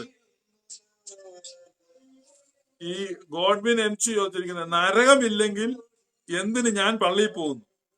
ഇതാണ് പെന്തക്കോസ്തിലെ ഒരു ഫിലോസഫി. നരകത്തിൽ നിന്ന് രക്ഷയ്ക്കാണ് ഇവര് പള്ളിയിൽ.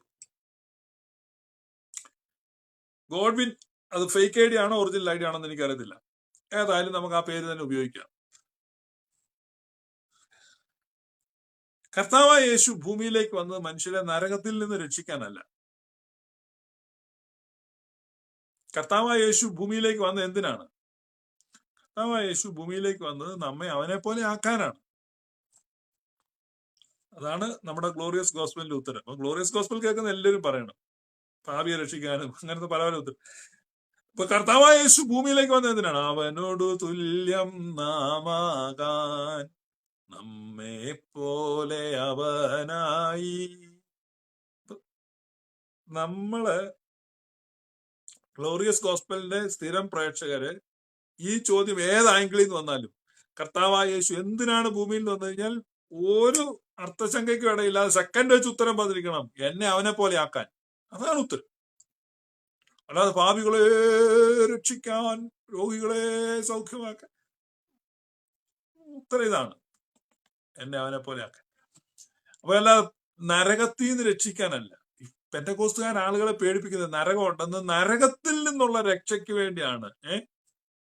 ഈ നരകത്തിൽ തന്നെ കരകയറ്റിയിടണം തിരുവൈക്കം വാഴും ശിവശംഭോ എന്നൊക്കെ പറഞ്ഞ പ്രാർത്ഥന ഉണ്ട്. എന്ന് പറഞ്ഞാൽ ഒരു ഇതാണ്.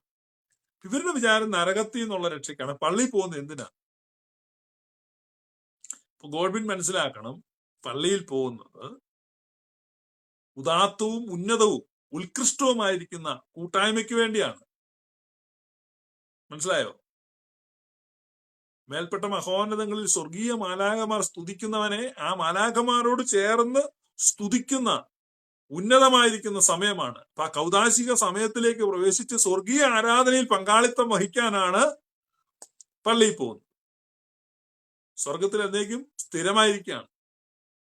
അപ്പം വലിയ കൂടാരത്തിലൂടെ പ്രവേശിച്ച ആട്ടുകൊറ്റന്മാരുടെയും പശുക്കിടാങ്ങളുടെയും രക്തത്താൽ ഭൗമികമായ ഒരു കൂടാരത്തിലേക്ക് പ്രവേശിക്കുന്ന മാനുഷിക പുരോഹിതനെ പോലെ അല്ല, ആകാശത്തിൽ കൂടെ കടന്നുപോയ ശ്രേഷ്ഠ മഹാപുരോഹിതൻ, പവിത്രൻ, നിർമ്മലൻ, പാപികളോട് വേർവിട്ടവൻ, സ്വർഗത്തേക്കാൾ ഉന്നതനായി തീർന്നവൻ, ആദ്യം സ്വന്തം പാപങ്ങൾക്ക് വേണ്ടി ഒരു നാളും യാഗം കഴിക്കാൻ ആവശ്യമില്ലാത്തവൻ, ദൈവാലയത്തിന്മേൽ അങ്ങനെയുള്ള ഒരു മഹാപുരോഹിതൻ നമുക്കുള്ളത് കൊണ്ടും ഇത്ര ശ്രേഷ്ഠമായ വാഗ്ദാനങ്ങൾ നമുക്കുള്ളത് കൊണ്ടും നമ്മൾ ആ വാഗ്ദാനങ്ങളിൽ പങ്കാളികളായി സ്വർഗീയ ആരാധനയിൽ ഉൾപ്പെടുന്നതിന് വേണ്ടിയാണ് പള്ളിയിൽ പോകുന്നത്. അല്ലാതെ വരുവാനിരിക്കുന്ന ശിക്ഷയുടെ കഠിനത കുറയ്ക്കാനോ പോത്തിനെ തല്ലുന്ന വടിയും വെട്ടി അവിടെ ആര് നിൽക്കും, ഇങ്ങനെയൊക്കെയാണ് ചിന്തിച്ചുകൊണ്ടിരിക്കുന്നത്. ഗോഡ്വിനൊക്കെ അത് ചിന്തിക്കുക. ഗോഡ്വിനൊക്കെ പുതിയ ആളാന്ന് തോന്നുന്നു. അതുകൊണ്ട് ഗ്ലോറിയസ് ഗോസ്പൽ കേൾക്കുക, പുറകോട്ട് പോവുക, പുറകിലത്തെ എപ്പിസോഡുകളെല്ലാം കേട്ട് ഉത്ഭുതനാകുക.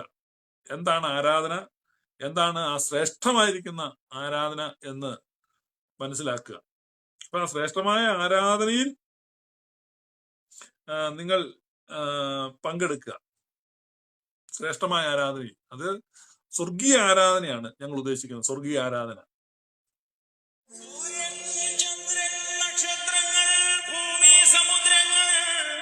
സ്വർഗീയ പേരെഴുതപ്പെട്ടിരിക്കുന്ന ആദിജാതന്മാർ, മാലാഖമാർ, പ്രധാന മാലാഖമാർ, ഈശേൻവാസന്മാർ, സുൽത്താനന്മാർ, മൗത്തുവേന്മാർ, മോറാവാസന്മാർ, ഹൈലേന്മാർ, അനേകം കണ്ണുകളുള്ള ക്രൂവേന്മാർ, കാലുകളും മുഖവും മൂടിക്കൊണ്ട് പരസ്പരം പറന്നിയെന്ന് കാദീഷ് പാടുന്ന ആറുചിറകുള്ള ശ്രോപ്പേന്മാർ തുടങ്ങിയ ശരീരികളും അശരീരികളുമായ സ്വർഗീയ സേനകൾ മഹത്വപ്പെടുത്തുന്നവനെ നമുക്കും മഹത്വപ്പെടുത്താം. മസാകിൻ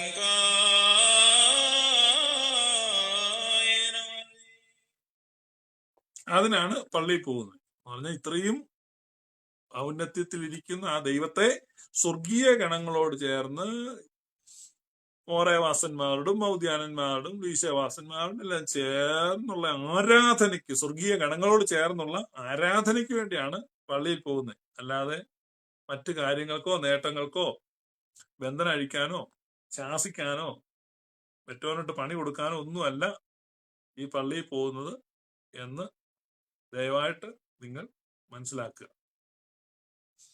അതാണ് മശീഹ കർത്താവിൻ കൃപയും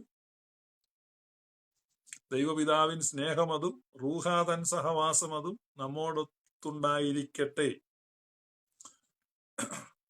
വിനു ജോസഫ് എഴുതിയിരിക്കുന്നത് സീറോ മലബാറിന്റെ ഒരു കുർബാനയിലെ ഒരു ഭാഗമാണ്.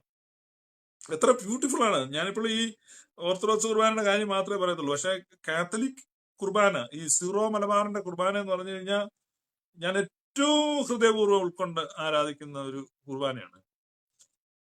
So beautiful. ഈ തിയോളജിക്കലൊക്കെ വളരെ ശ്രേഷ്ഠമാണ് എങ്കിൽ ഈ പിന്നെ ഈ ഓർത്തഡോക്സ് കുർബാനയെങ്കിൽ കത്തോലിക്കരുടെ അതിന്റെ ലാളിത്യം നമ്മുടെ ഹൃദയാവർജകമാണ്. ഉയരങ്ങളിലേക്കുയരട്ടെ ഹൃദയ വികാര വിചാരങ്ങൾ, ആ ഭാഗമൊക്കെ പാടുമ്പോണ്ടല്ലോ നമ്മള് എലിവേറ്റ് ചെയ്യപ്പെടുകയാണ് നമ്മൾ തന്നെ ആ സ്വർഗത്തിലേക്ക്. എത്ര അനുഭവമാണെന്നറിയോ. നിങ്ങൾ മസ്റ്റായിട്ട് ഒരു സീറോ മലബാർ പാട്ട് കുർബാനയിൽ പോയി പങ്കെടുക്കുക. എന്നിട്ട് നിങ്ങൾ ഒരു പെന്റക്കോസ്റ്റൽ വർഷിപ്പായിട്ട് ഒന്ന് കമ്പയർ ചെയ്ത് നോക്കുക. അപ്പൊ അതിന്റെ വ്യത്യാസം മനസ്സിലാവും. സോ ദൈവം നിങ്ങളെ അനുഗ്രഹിക്കട്ടെ. അപ്പൊ ഈ വർഷത്തിന്റെ അവസാനം നമ്മൾ എത്തിയിരിക്കുകയാണ്. അപ്പൊ ചോദ്യങ്ങൾ അവശേഷിക്കുന്നു. 2 ചോദ്യങ്ങളുണ്ട്. ഒന്ന് ചോദിച്ച ചോദ്യമാണ്, ഒന്ന് നിങ്ങളുടെ ദൈവം ആരാണ്, അതിനൊരു ഉത്തരം കിട്ടിയിട്ടില്ല. പിന്നെ 50 പാട്ട്. അപ്പൊ അതൊക്കെ നമ്മുടെ ഈ വർഷത്തെ ഡിസ്കഷന്റെ ഒരു ആകത്തുകയാണ്. അപ്പം ദൈവം ആരാണെന്നുള്ളതിന്റെ ഒരു ഉത്തരവും 50 പാട്ടും ഇങ്ങോട്ട് തന്നിരുന്നെങ്കിൽ ഈ വർഷം നമുക്കങ്ങ് ഉഷാറാക്കായിരുന്നു. ആട്ടെ, കണ്ട നിങ്ങൾക്കെല്ലാം നന്ദി.